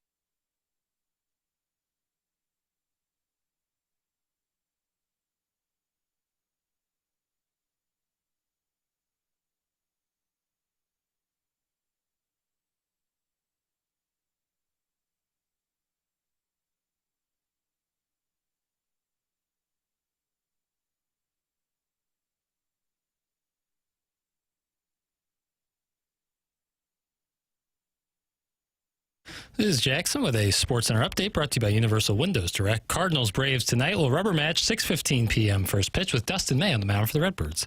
That was our SportsCenter update brought to you by Universal Windows Direct. You'll be saying, I love my windows.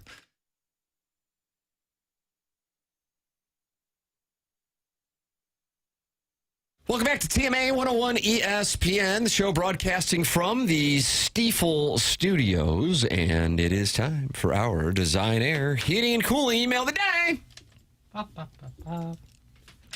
There it is, Doug. Okay, I hear it now. But this is addressed to Martin. He had to record something in the break, and I believe he's just grabbing some water and being back shortly. Got it. Hey, Marty. Stop going after my client. He lives in a bird-filled jail cell that literally sits on the street. Aside from Jake Reynolds creepily watching him from across the street, all he has is his charity. Stop being a second-rate Doug Vaughn. He's too good-looking. Also, listen up, hair flop.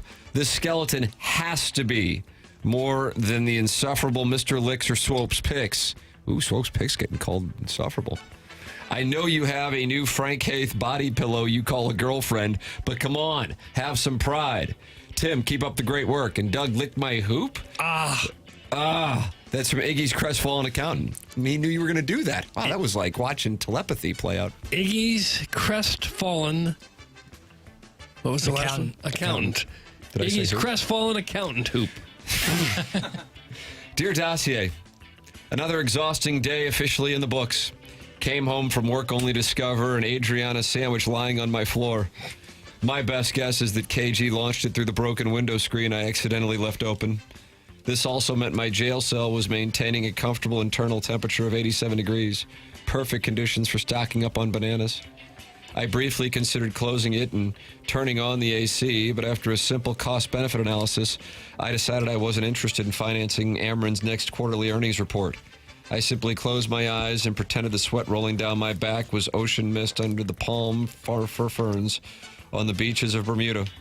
After several hours of engaging in highly productive TMA Reddit comment sections warfare with overwhelmed possum, I remembered I still needed to call that health insurance lady. She directed me to the Medicare website and assured me enrollment would be a simple process. 45 clicks and 6 verification codes later, I entered all my information, confidently smashed the return button, and nothing. The page just stared at me, so I stared right back at it. We shared a moment, and then I remembered Medicare was for retirees, and I triumphantly rejoined the workforce a couple months ago, so maybe this was the website's way of telling me to get lost. Anyway, got a jet. My pet sparrow just hauled another book out of the window, and this one landed directly on Jake Reynolds' head. Toodles, that's from the TMA Troubadour. TMA Troubadour. Doug, that Strode program. Leaks over. I'm starting to call it the Strode situation. What does that mean? TMA record keeping. This is important before we get into the Freedom Holiday weekend. In 2021, Iggy first told the story about going to the Kachucks to pick up a jersey and claimed that Matthew, quote, Brody, and Brady were playing hockey, and he took a couple shots and scored on them. Oh, God. And they made him a sandwich. Jump to 2023. He was telling the story about picking up a jersey, and Doug commented on scoring some goals against the boys. Iggy had no idea what he was talking about. Jackson confirmed that was the previous story, and Iggy admitted that he made the whole thing up. It was a lie, which is weird because he claims he has never been caught in a lie. Yesterday, I nearly lost my mind when Iggy told the story again on the after show, claiming that he went to pick up the jersey from Keith and the boys, tried to score on him, but he made all the saves. The tales of Commander McBragg. It is obvious at this point that someone is being lied to. That's from Shooter McGavin, the Vice President of Integrity. Why would he lie about that? Shooter McGavin. I haven't emailed for a while because I have been waiting until I lose some weight. But then I realized I'm never going to lose some weight. Doug, that's from Midge. Midge. Okay, I like that. Short and sweet. Yeah, you got to pick Bruxton Lee up from tutoring because I'll be at Bartley J's swim meet, and your underachieving son has to count the drawers again tonight, so he won't be home until after bath time for the 3rd time this week. Eileen, I love you, but I genuinely think this is a problem you created. Every time I clear the kitchen island, your son manages to repopulate it with all his crap. Somewhere along the way, you taught your boys that every surface in the house was temporary storage and that it would all disappear by bedtime.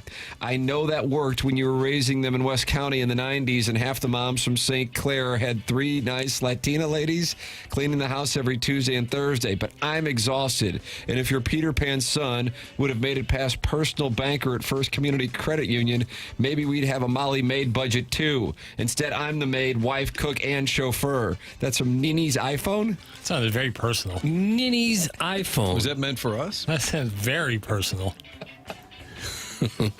Well, he's new. Ninny. Is that what you call like your grandma, like your old Italian grandma? Ninny. Morning, boys. I don't know why everyone acts like Iggy's retirement is so confusing. He works for Tim. While working for Tim, he mostly promotes his other job working for Chris. Now, Chris has a podcast. He's not on Chris's podcast, and Chris doesn't really let him talk to him. So his job is to record a reaction podcast to Chris's podcast by talking into his jitterbug phone for 3 hours. When he's done, he can't send it to Chris because that's not how they do things. Instead, he mails his phone to a computer guy. He watches the video, then mails Iggy's phone to KG. Iggy hates KG. KG works directly for Tim and Chris, so technically he's his boss at both jobs, even though he doesn't report to him. KG sends it to Chris, who doesn't watch it, then tells KG to tell Iggy to upload it to YouTube himself. Then KG gives Iggy his phone back at the job where Tim's the boss. It's a very efficient media operation, and frankly, I don't understand what part you guys aren't getting. It's really no different than NBC. Doug, that's from an Ella fella. An Ella fella. It is a quite rigorous process to hand off that podcast. And finally, can Martin get me a bat signed by the United States men's national team along with a Brody signed football? Thanks, buddy. Also, I would like to have sex with someone, preferably a woman. Can you let me know if you want to? Then I will seek approval from my wife. That's from Steve in Des Moines. Steve in Des Moines. Preferably. That does sound dumb, but we did have the Bachelor baseball segment on opening day 2025. Yeah. What a heck of a year. I was clearing out old text messages and I found my correspondence with him. Bachelor It was baseball. sad to say goodbye to it.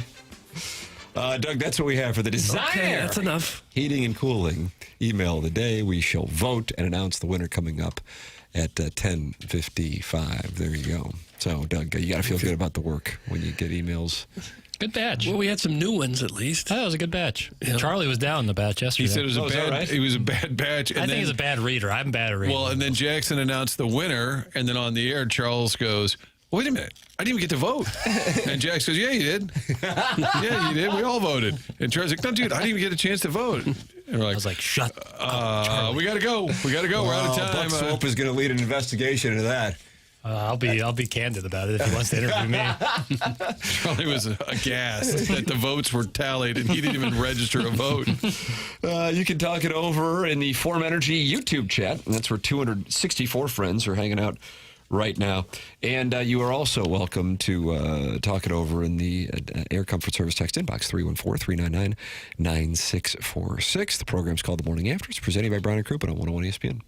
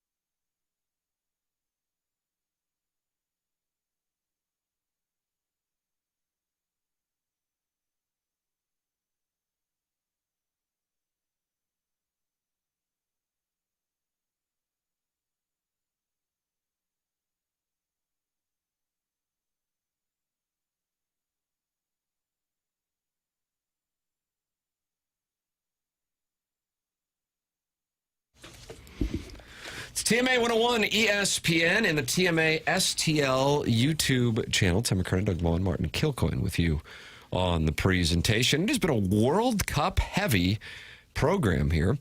And if you miss anything, you can always go back and podcast on the TMA STL YouTube channel or by using the Schaefer Door Company podcast on the 101 ESPN app or the TMA STL app. But Doug, were you watching England and DR Congo yesterday? I was not. I missed that one. Well, I can tell you this. Mark Goldbridge was, and here is his reaction. Okay.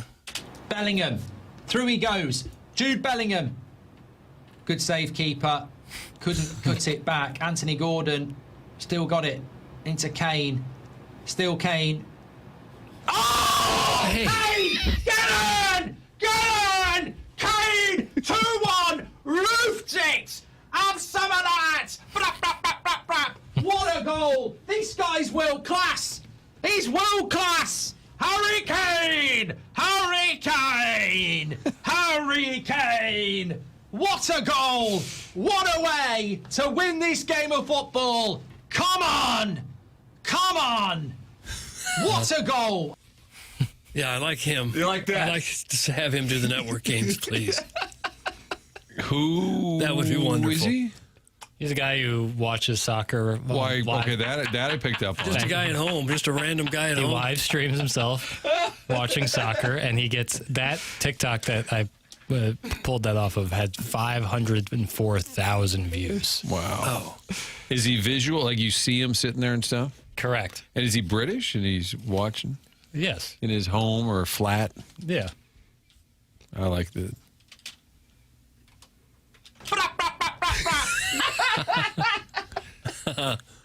What's he look like, fella? Normal looking guy, wears glasses. So he could make some money off that 500,000 TikTok viewers. Oh, yeah. Yeah, but that he's getting, so I think he streams it on either Twitch or Kick, and that's where you make the money. Although I'm sure he gets nice money too as well, all over his platforms. Sounds like Monty Python. That's a good take from the Hunchback of Vaughn Castle. And Tim, What was he saying there?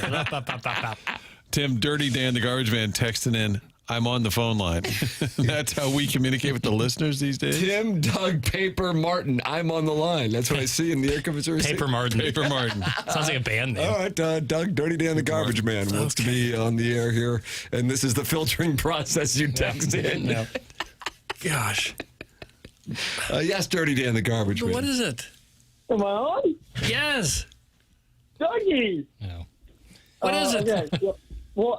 So I wanted to call in this morning because I'm currently in San Jose. Oh. Headed to Oracle Park.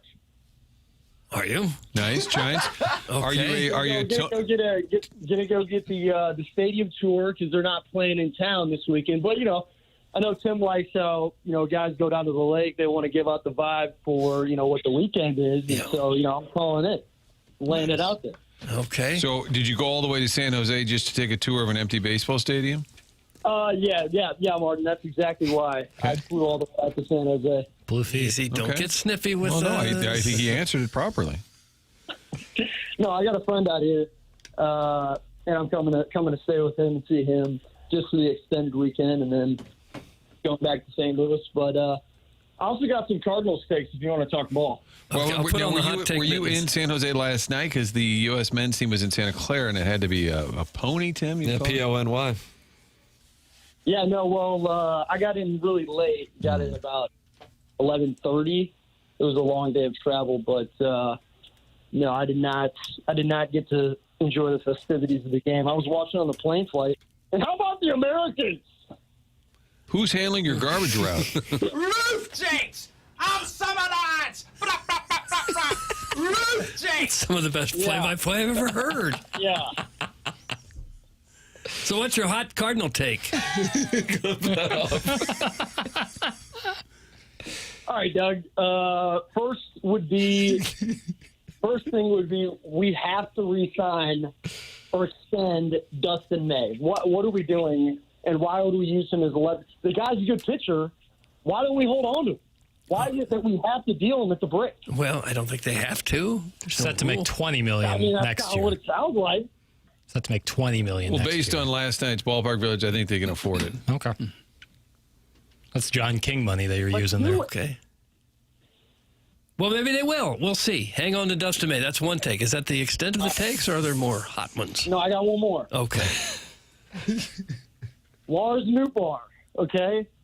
Here's a guy that, okay, maybe on paper he just looks like an average, outfielder, kind of guy you can do. I mean, sure, we could maybe get pieces for him, but I think he provides a lot of juice to the squad, something you can't really put on paper. That as a veteran guy, he's not like a Nato or he's not one of these boners that's going to make him play worse. And this is the Cardinal way.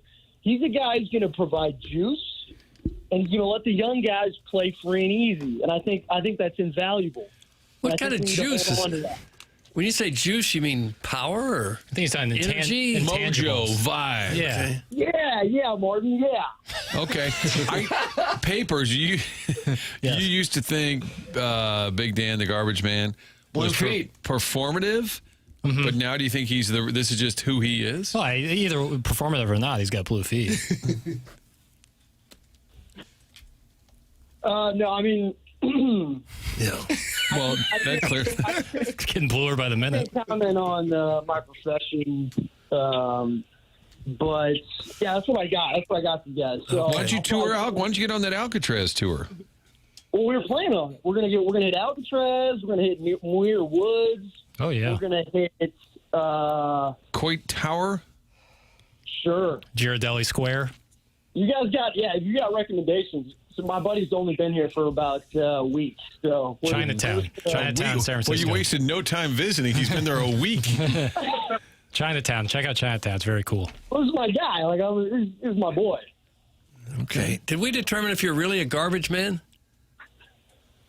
Doug, I said I'm not commenting on my profession. Okay, sorry. Okay. Sorry. Let's see, Tim. I think he's about 28, this guy. I'm going to go 32. That's, man, 28. You're over. Yeah. Wow, younger gentleman. 24. That's a tight read, Doug. That's a really tight. Well done. Okay. Doug, you like your men young, don't you? Oh, tight read. You recognize the voice of young men, young boys. How about Jugs in D.C.? Drunk or not, this guy's a great call. How about that, Dan? Let's go. You're not plastered now, are you? That's a big talk. No. I mean, maybe, hey. Sipping? You've had one or two. Well, Doug, it's 8:20 and I was wondering. It's 8:20 and yeah, big deal. Yeah. I just woke up. Okay. We're just getting it going. We're greasing it up. And that was your first thought. I like that. Well, your first thought when you woke up was to grease it up a little bit and then call us? Yes. Okay. I've been playing this out, Doug. I wanted to talk to Douglas Elvin Vaughn. Yeah. Well, that's me. You've done that now. That's you. You can go back to greasing it up. Just going to keep greasing it up. Okay. Wow, this guy's all about greasing up. This is not fair, but where'd you go to high school? Somebody said they think you went to Lindenwood. I didn't know if they knew you. Lindenwood? Yeah. I mean, there's possible somebody could recognize my voice listening to the program. I did not go to Lindenwood, no. Okay. Well, where'd you go? Doug, I don't want to. You get exasperated with every question. There's going to be, look, I know how this text inbox works, okay? Okay. You say one thing, and then people light me on fire. So, oh, yeah. Well, somebody called you a less intelligible Joey Vitale. I don't know what that means. Me neither. But I guess I'll take it. Okay, you'll take it. Enjoy your tour. I heard some energy. I heard got Joey, some energy. Joey V there. Got some energy. He's not going to. I was trying to dox him just a little bit, and I shouldn't have done it, and it looks like it's going nowhere. Dirty Dan, the garbage man, thank you so much for calling in and enjoy your stay in the Bay Area. Hey, you guys just have a great one. How about those Americans? Come on, how about that, Doug? Okay, nice. How about that? There's a hot take. Jackson, Dirty Dan, you've been talking about him having blue feet for a while. I feel vindicated. Yep. Okay. I enjoyed that a great deal. I mean, the first 5 seconds, I was thinking, oh, no, we got a guy doing a voice. Yeah, that's whenever they start with, hey, Dougie. Whenever it starts with a hey, Dougie. It's a bad sign. I'm about to get propositioned. Yeah, nothing usually goes well. Then He ratcheted his game up. Yeah, listen. And he acknowledged he's greased up. Yeah, I love that term. It's not how you start, it's how you finish. And I thought he brought the heat. I hate this guy. He's obviously a public. That's from Shooter McGavin. There's nothing wrong with being a public. Yeah, I did get a public school vibe. But you go on vacation. His friend's been there 10 days. Hey, how's about I come see you? No. Come on. He hasn't unpacked a box. I enjoyed that. Dirty Dan, the garbage man. Jackson's been high on him. I thought it was performative. Jackson always thought it was real. Yeah, I think now it's confirmed it's real. And he had serious Cardinal conversation he wanted to have. Justin May wants him locked in, or what are we doing here? Is what he lock said. up May and then keep Newpar. I like that as a follow up at a press conference. What are we even doing here? Let's sign the man. I don't know. I just went into the Form Energy. It looks like Aunt Bob is mad at Martin over something. Chairman Kurt, you're the patron saint of the YouTube chat. What's going on with Aunt Bob and Martin? Well, this is Spinach Tumbler Kilcoyne? What is Spinach Tumbler? Well, they called me that yesterday. What does that mean? We may not want to know. Yeah. I don't know.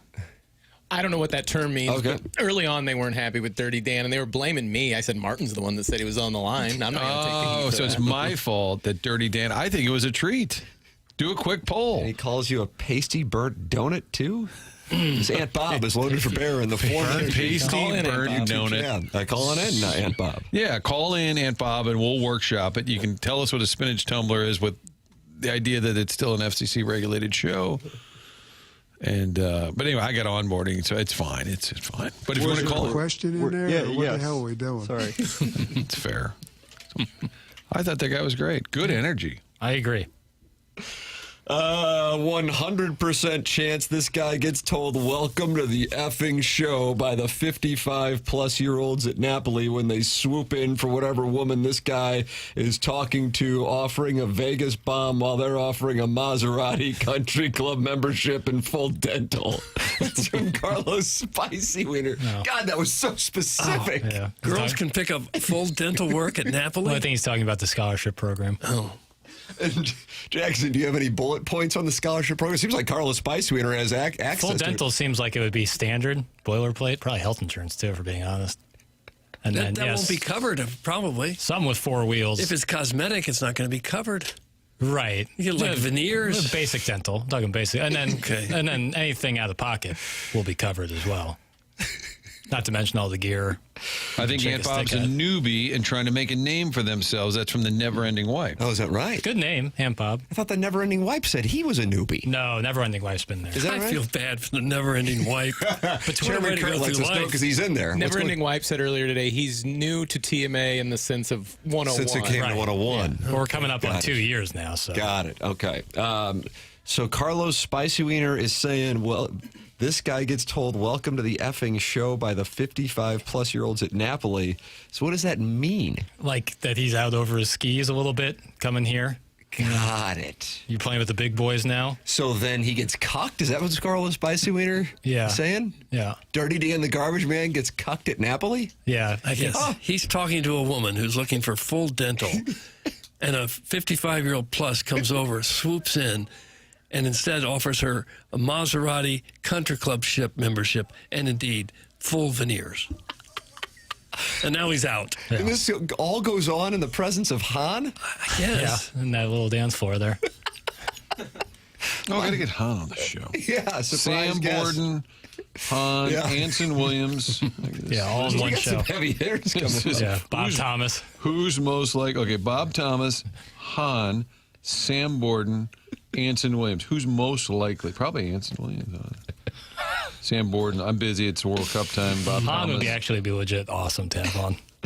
Dirty Dan is 100% a Fox School District graduate. Thank you, Hunchback of One Castle. Well, So did he announce that? We couldn't nail it down. I disagree. So he goes from the Fox School District to Napoli and gets cut. That's a long trip. Probably happens to a lot of them. That's a dark ride home, man. That is a long trip. Probably a disappointing trip to Clayton for a lot of those guys from Arnold. I disagree. I think I get Parkway North.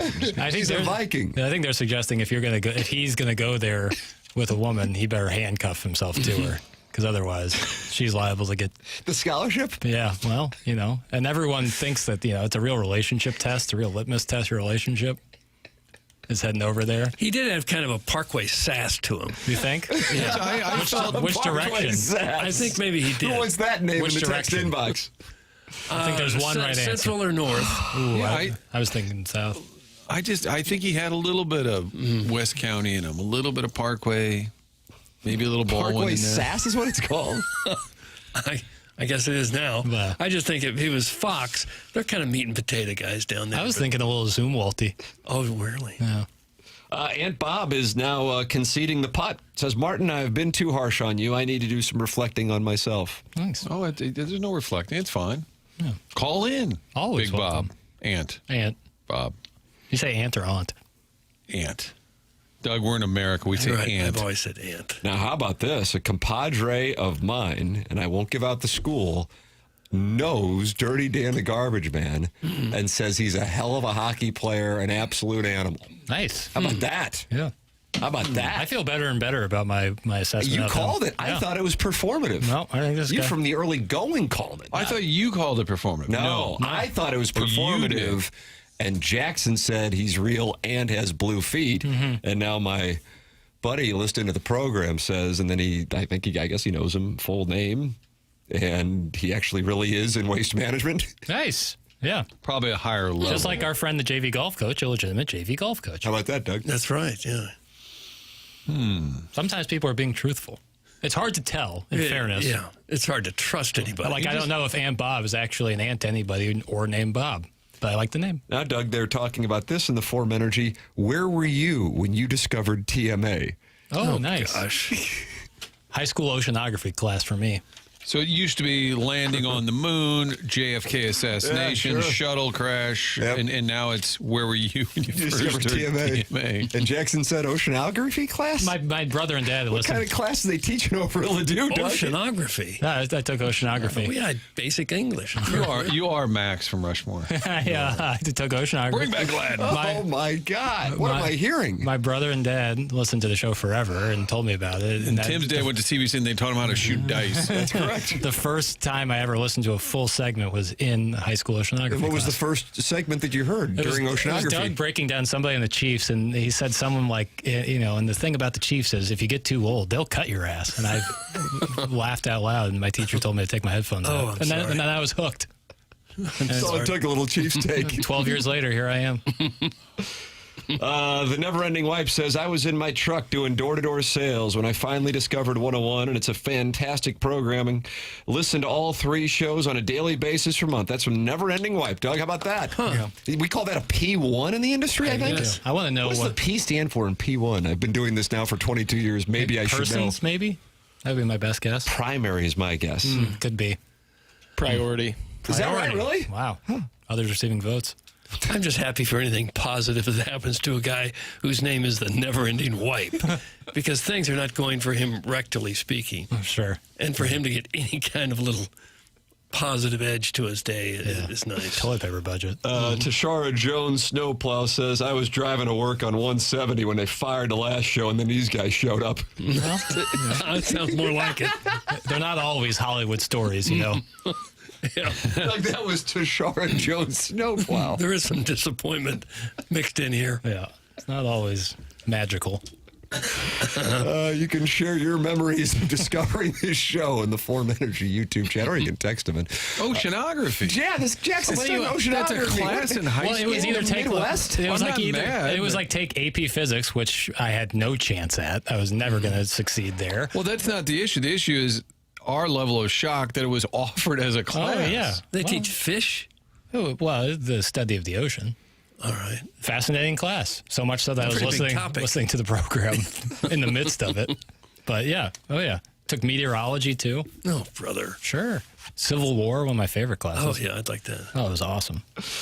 You can text in as well. And, of course, you can participate in that Form Energy YouTube chat where Aunt Bob Martin, he sounds like he's found religion. He now is apologizing to you as looking inward on himself. So that's a good development. Aunt Bob, who we've invited to call in. Chairman Kurt, nothing doing, though, from Aunt Bob. Pitch out. Nobody going. Doug, you'd like to hear from the never-ending wipe because you feel badly. I do.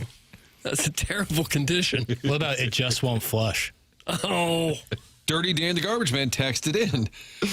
He's getting greased up and listening. My brother put me on 3 months ago. This show is goated. So he's a 3-month listener. Is he confirmed that he is a legitimate hockey player? Okay. Now, I don't like to go back and forth with the textures. Like, yeah, screw you, pal. But I'm going to write back to Dirty Dan. My compadre is certain he not only knows the gentleman, knows where he plays, and that he's not only just like a guy who plays, but has some serious game. Did you play? How about that?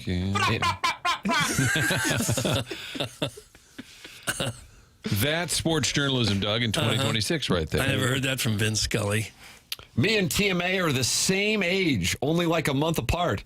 I've been hearing his damn show since my dad was dropping me off for kindergarten, and I wouldn't change a damn thing. Talk about that. That's from Little Beer Cats. Little Beer Cats was born the month after we went on the air in July of 2004, Martin. How about that? What does that make you feel like? That makes me feel weird. Yeah. Dirty Dan said, yeah. I said, did you play hockey? Yeah. Well done. To my boy, Disco Okay, Stu. I'll say, now I'm going to push it because there's an opening now. I'll say, Doug says you have Parkway says. True. For some reason, I can't do a space on it. I would tell you it's not Parkway, based on my compadre who knows him. For the record, Hubbard Marty says, and he is the head of programming for Casey and 106.5 The Arch, says P1 stands for preference level. Oh, okay. Wow. How about that? Nice. So we were all wrong in here. Preference level. Well, we're not really in the industry. And he's got, how do you not know this? Yeah. I bet that's what he's thinking. And I bet he's going to text me right now and say, that's probably what I'm thinking. We're not classically trained. No, we're not. You know? I think if I would have gotten those final 8 hours at Missouri, though, we would have covered it. Borderline circus performers over here. I like that you say borderline. Right. Yeah. I'm sure we got a break. That's one of the things I also know. Somebody was mad that we weren't taking a break, and I thought that's not a good sign for the show. Yeah. Give me commercials. We'll take a break. It's TMA 101 ESPN.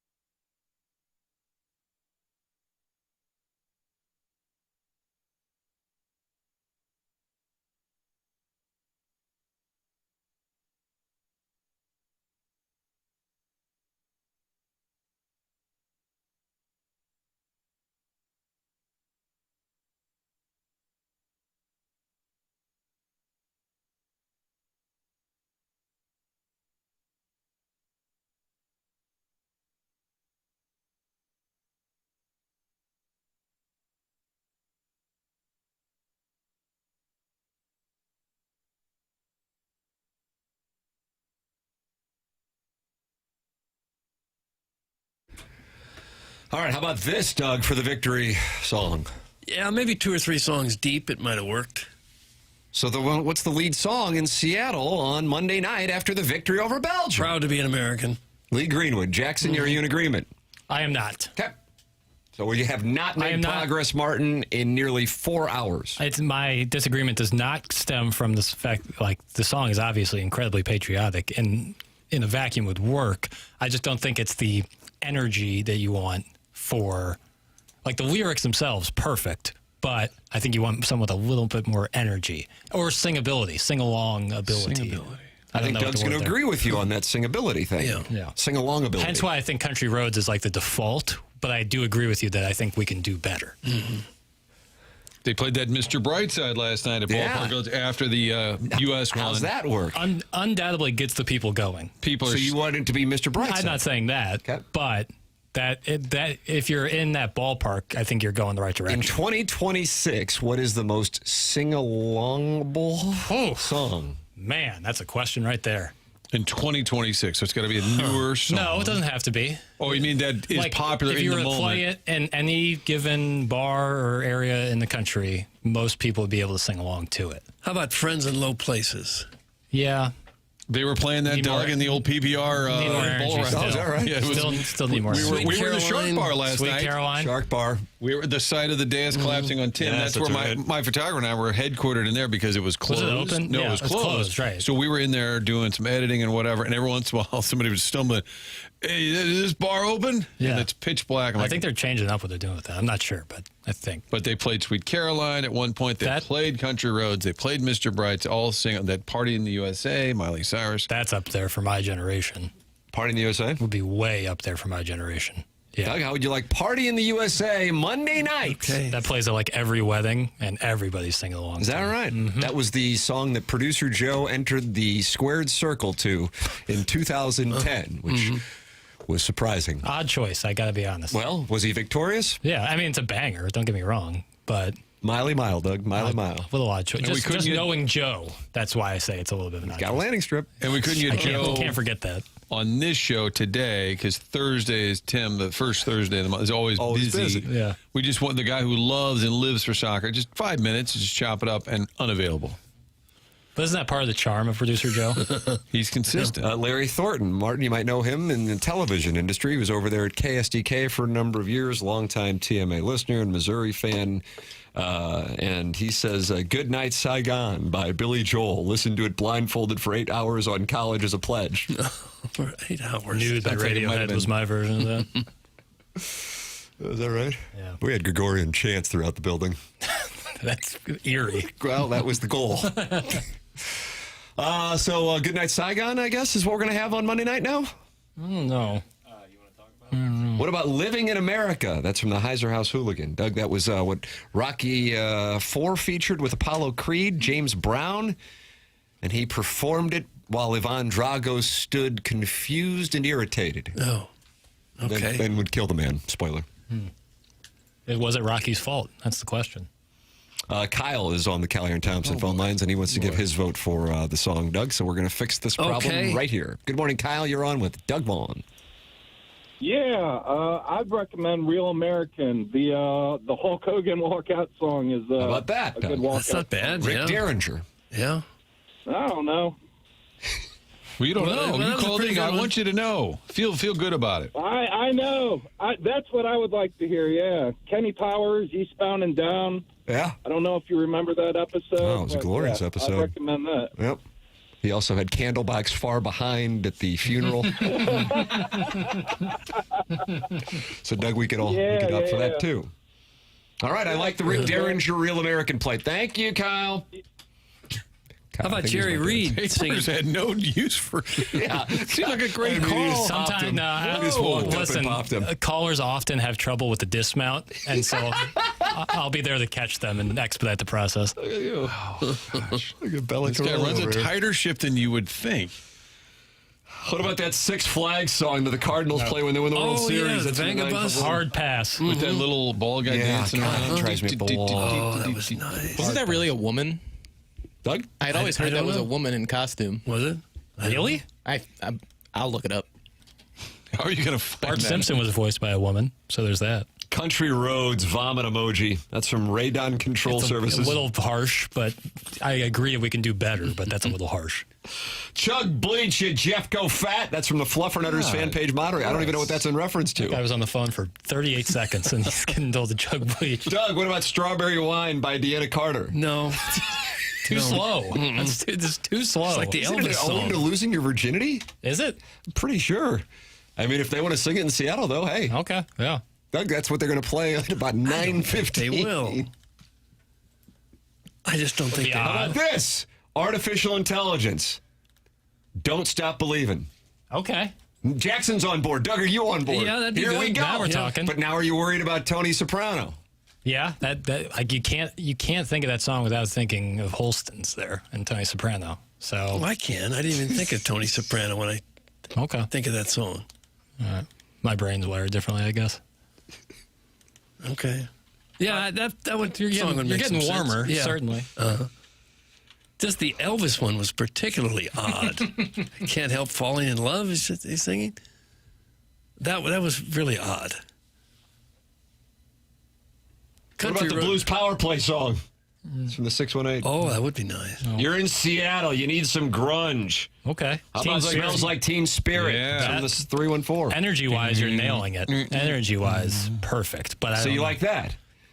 If you're going to do it, like in Seattle, I actually think that would be pretty cool. But maybe not first. Maybe not the first song. But second or third, yeah, I like that. Lyrically, I don't know if you could find a more popular song in the last 35 years in American music that would have a higher on the X. Doug, we got an X-axis, we got a Y-axis. Okay. On the X-axis, you got popularity and also sustainability.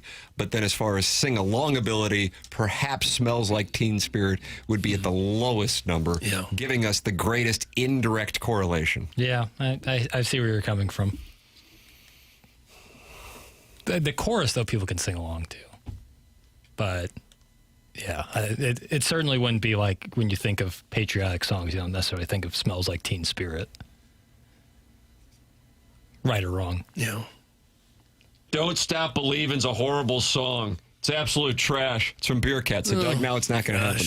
Okay, well, there's the arbiter of music. My friends from Michigan always hated when they would say, born and raised in South. They go, there is no South Detroit. South Detroit's Windsor. Right. But and there's water, and they're like, we don't have a South Detroit. Here's a good suggestion. Toby Keith, courtesy of the Red, White, and Blue. That would be kind of fun. Jackson, are you on board with that? Getting warmer. That's a no.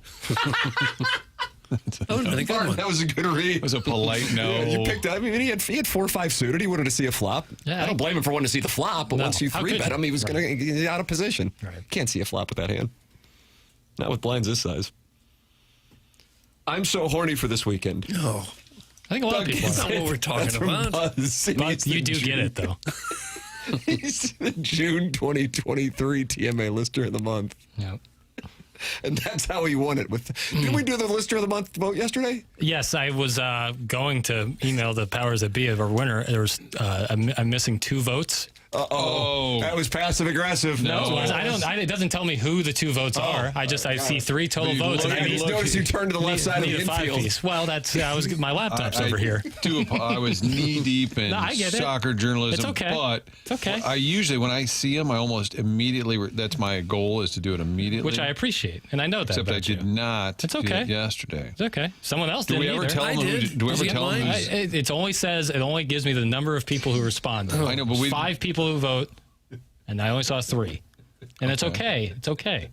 Do we ever let them know who the finalists are? Or no, that's all too far. Buck Swope is very intrigued by the process of how they become finalists. Yeah. And I'm looking now, and I still see only 3 out of 25. Well, hit refresh. Okay. Hitting refresh. I have sources that indicate We're determining the Lister of the Month live on the air here. And they get a prize back? They sure do. Form Energy prize back at that. Wow, all right. That's cool. Yeah. Guys, how about they play Jason Alexander singing old African spirituals on Monday night in Seattle? That's the answer I've heard so far. I don't know. That's from Dale in Grubville. Okay. I like that U.S. Blues, the Grateful Dead. Yeah, I saw that suggestion. Kind of What about fun. that? What about that, Papers? Well, you saw it, Tim, because it came in 6 times. But this is also my guy, Tiger Warson Wood, said Martin was the last person I laid eyes on last night at 9:45. How about that? And then this morning. So thank you, Tiger Warson Woods. I also I'm going to get in the car and play some U.S. Blues. Guys, I am also horny for this weekend. That's from Doug's left pinky toe. Okay, why are you telling us? What are we going to do about it? How about this? You're going to be in Seattle, Alive by Pearl Jam. How about that, Doug? That's from The Big Show. Okay. When they advance, then you play it. Yes. How about that, Papers? How about that? We're talking. Now we're talking. Okay. Doug, are you on board with that? I'd have to hear it to make sure.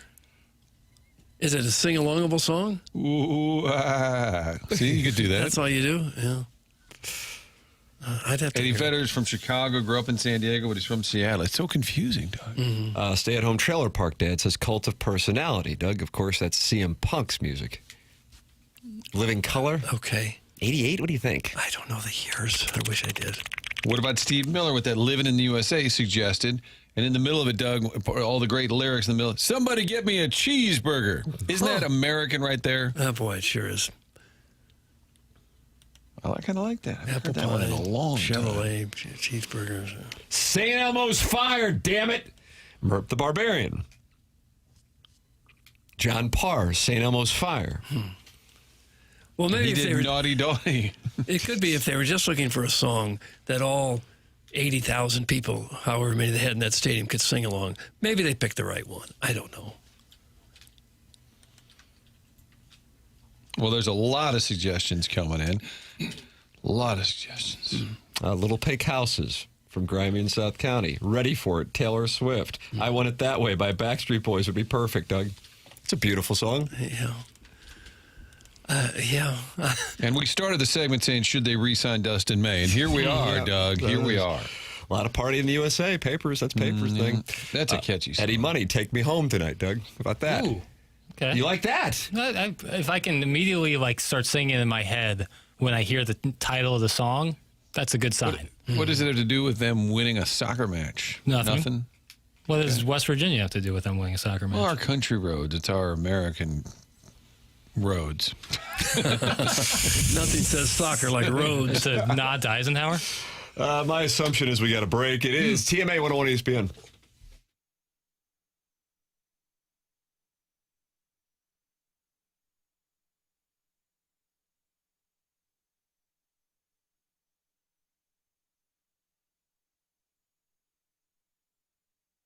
Well, here we go. This guy has been on a heater throughout the month of June, and now he wants to carry it into July. It's little Jackie Papers, who loved that Rascal Puff. What is our play today?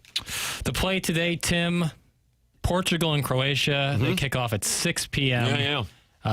This game will not be decided in 90 minutes. It will not be decided in it's another stoppage extra time play, Doug. We're going to extra time. That's plus 280. But thanks to our friends over at FanDuel, they're offering a 30% profit boost, plus 364 to go to extra time in that Portugal-Croatia game. That's my play for tonight. Man, this guy is good. I am on it with Jackie Papers. You can get on it as well at FanDuel on the biggest stage in the world. FanDuel is changing the game because sometimes your player gets subbed off and your bet goes with them. Not anymore with FanDuel Super Sub. If your player subbed out, your bet stays in. That's right. If your player leaves the match, your bet continues on with the substitute, so you're still in it until the final whistle. Visit FanDuel.com/local to get started now. Let there be goals this summer on FanDuel. Must be 21 or older and present. Missouri gambling problem, call 1-800-GAMBLER.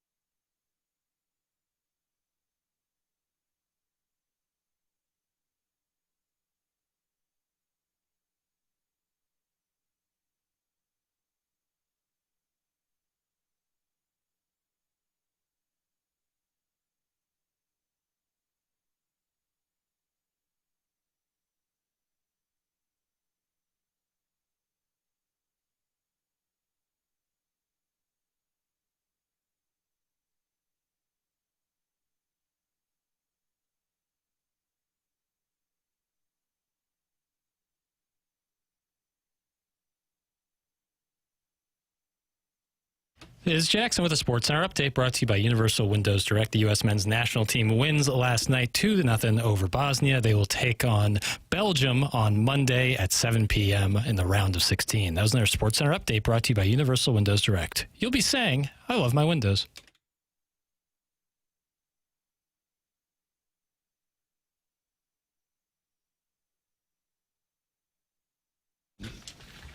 Well, here it is, Doug. Okay. It's the 3-day weekend. It's the holiday weekend. It's the 4th of July, brother. 250 years. Think of any other country around that's been around 250 years. China? There's a few. Yeah. So what, though? Okay, yeah, doesn't matter. We're still number one, according to Larry Nickel. Yep. And 250 years is called like the sesquiquintennial, something like that. I heard it last night. It was a really long word for it. But I couldn't repeat it. Papers, what do we have? An email winner for the day. We have a listener for the month. We got a lot. This is a lot of tending to. Yeah, a lot of Papers business here. Well, what about changing names? There's kind of a quiet day. Well, no, there's some people who are really unhappy Jackson, this is my 3rd request. Change my name, please. I am the weekend alcoholic. I don't like his tone. I'll do it right now. Look at this. Yeah, I got no proof. And then you're going to add parentheses, jackass. No, hey, listen, I get it. Guys, I cannot wait for the TMA 250th anniversary. How about that, Doug? Doug, you'll still be on the program. It's called a semiquincentennial. Nice. Semiquincentennial. We're not going to be here for 250 years. With AI, you never know. Jugs in D.C. has just sent us a picture from his office, which looks out on the Washington Monument. And he says, a military jet just flew over my office. I'm calling it a weekend. Let's crack a beer. That's Jugs in D.C. Doug, he is. A plane goes overhead, so you got to stop working. Get back there. You haven't seen a plane before? Get back to work. It's boss. Where do you think you're going? Really? Well, a military plane just went overhead, so I'm going to shut her down. That's all it took. I guess. Soft generation. Boy, in my day, we'd see the Wright brothers and we'd say, you go, Wilbur. You go, Wilbur. Lifetime Roofing, the sponsor of The Lead here on TMA. That's Dustin McClendon's business, and he is a veteran. Veteran-owned, locally owned and operated, and only here in St. Louis. We're talking about a business that is locally owned and locally accountable to you because they're not running around chasing storms. No, sir. And they are called Lifetime Roofing because they have the literal lifetime warranty on your roof. If you are interested, check them out at lifetimeroofingstl.com. That's Lifetime Roofing STL. Jackson, did you just grunt? Were you signaling Ryder? Ryder was talking in my ear, which doesn't go over the air. I mean, it sounded like, all I heard was, ugh. I'm in the middle of talking about Dustin McClendon's business. The guy sponsors a Lifetime Roofing Lead. It's nice of him. Yeah. And that's the best play-by-play I think I've ever heard. Its rivals our guy with the Roof Daddy. Yeah, Roof Daddy. Mm. So next time Joe calls in, we'll see you tomorrow night. So Joe, compare that great call to this. This is a beautiful country with beautiful women. That's from the 314. Well, that's true. God, everybody is Randy. Here. But anyway, Lifetime Roofing. Papers, have you been able to tend to your business, to give the people the winners? Yes. All right. Yeah, which one do you want first, gentlemen? Doug, it's up to you. It's Doug Sadie Hawkins.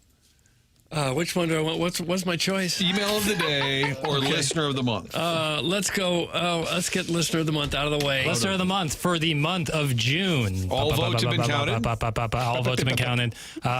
Crestwood Coyote. Oh, Crestwood Coyote with a win. How about that? Good on him. Good on him. Crestwood Coyote. A volume guy. Yeah, he's the brother of Eric in the Central West End, correct? Yeah, he's a grinder. And Doug, you played Native American ball with sure did. I played Indian ball with a lot of his dad. sandpaper in his game. Prize pack coming his way. Forum Energy prize pack on deck for that gentleman. And then you guys want the Design Air Heating and Cooling email of the day winner today? Yeah. Sure. In a unanimous vote. Stephen DeMunn. Yeah, Chairman Steve, Doug. Okay. He put it out there that he was looking to have sex with someone, preferably a woman. And once he got the person to text in saying that they were interested, he was going to then check with his wife. So, and he also wanted some free gear in honor of Iggs. He wanted me to get him some free gear. Yeah, it's for charity. Doug, that's going to do it. I mean, BK and Ferrari are coming up next. Now we're going to go down the hallway, and you have the show that hangs over you like the sword of Damocles for the next hour. But BK and Ferrari are coming in for 3 hours, then the Fast Lane for 4 hours. And when we are back on Monday, we will be getting you ready for the biggest soccer game in U.S. history. At least that's what we're going to say it is. To date. The United States and Belgium, and they will be playing Party in the USA per Jackson Burkett following the win in the Pacific Northwest. Time for us to shut it down. Happy 4th of July to all in the TMA listening audience. For Jackie Papers, for Chairman Kurt, for Martin Kilcoyne, for my brother Kevin, for Douglas Elvin Vaughn, I'm Tim McKernan. This has been The Morning After, presented to you by Brown and Crouppen on 101 ESPN.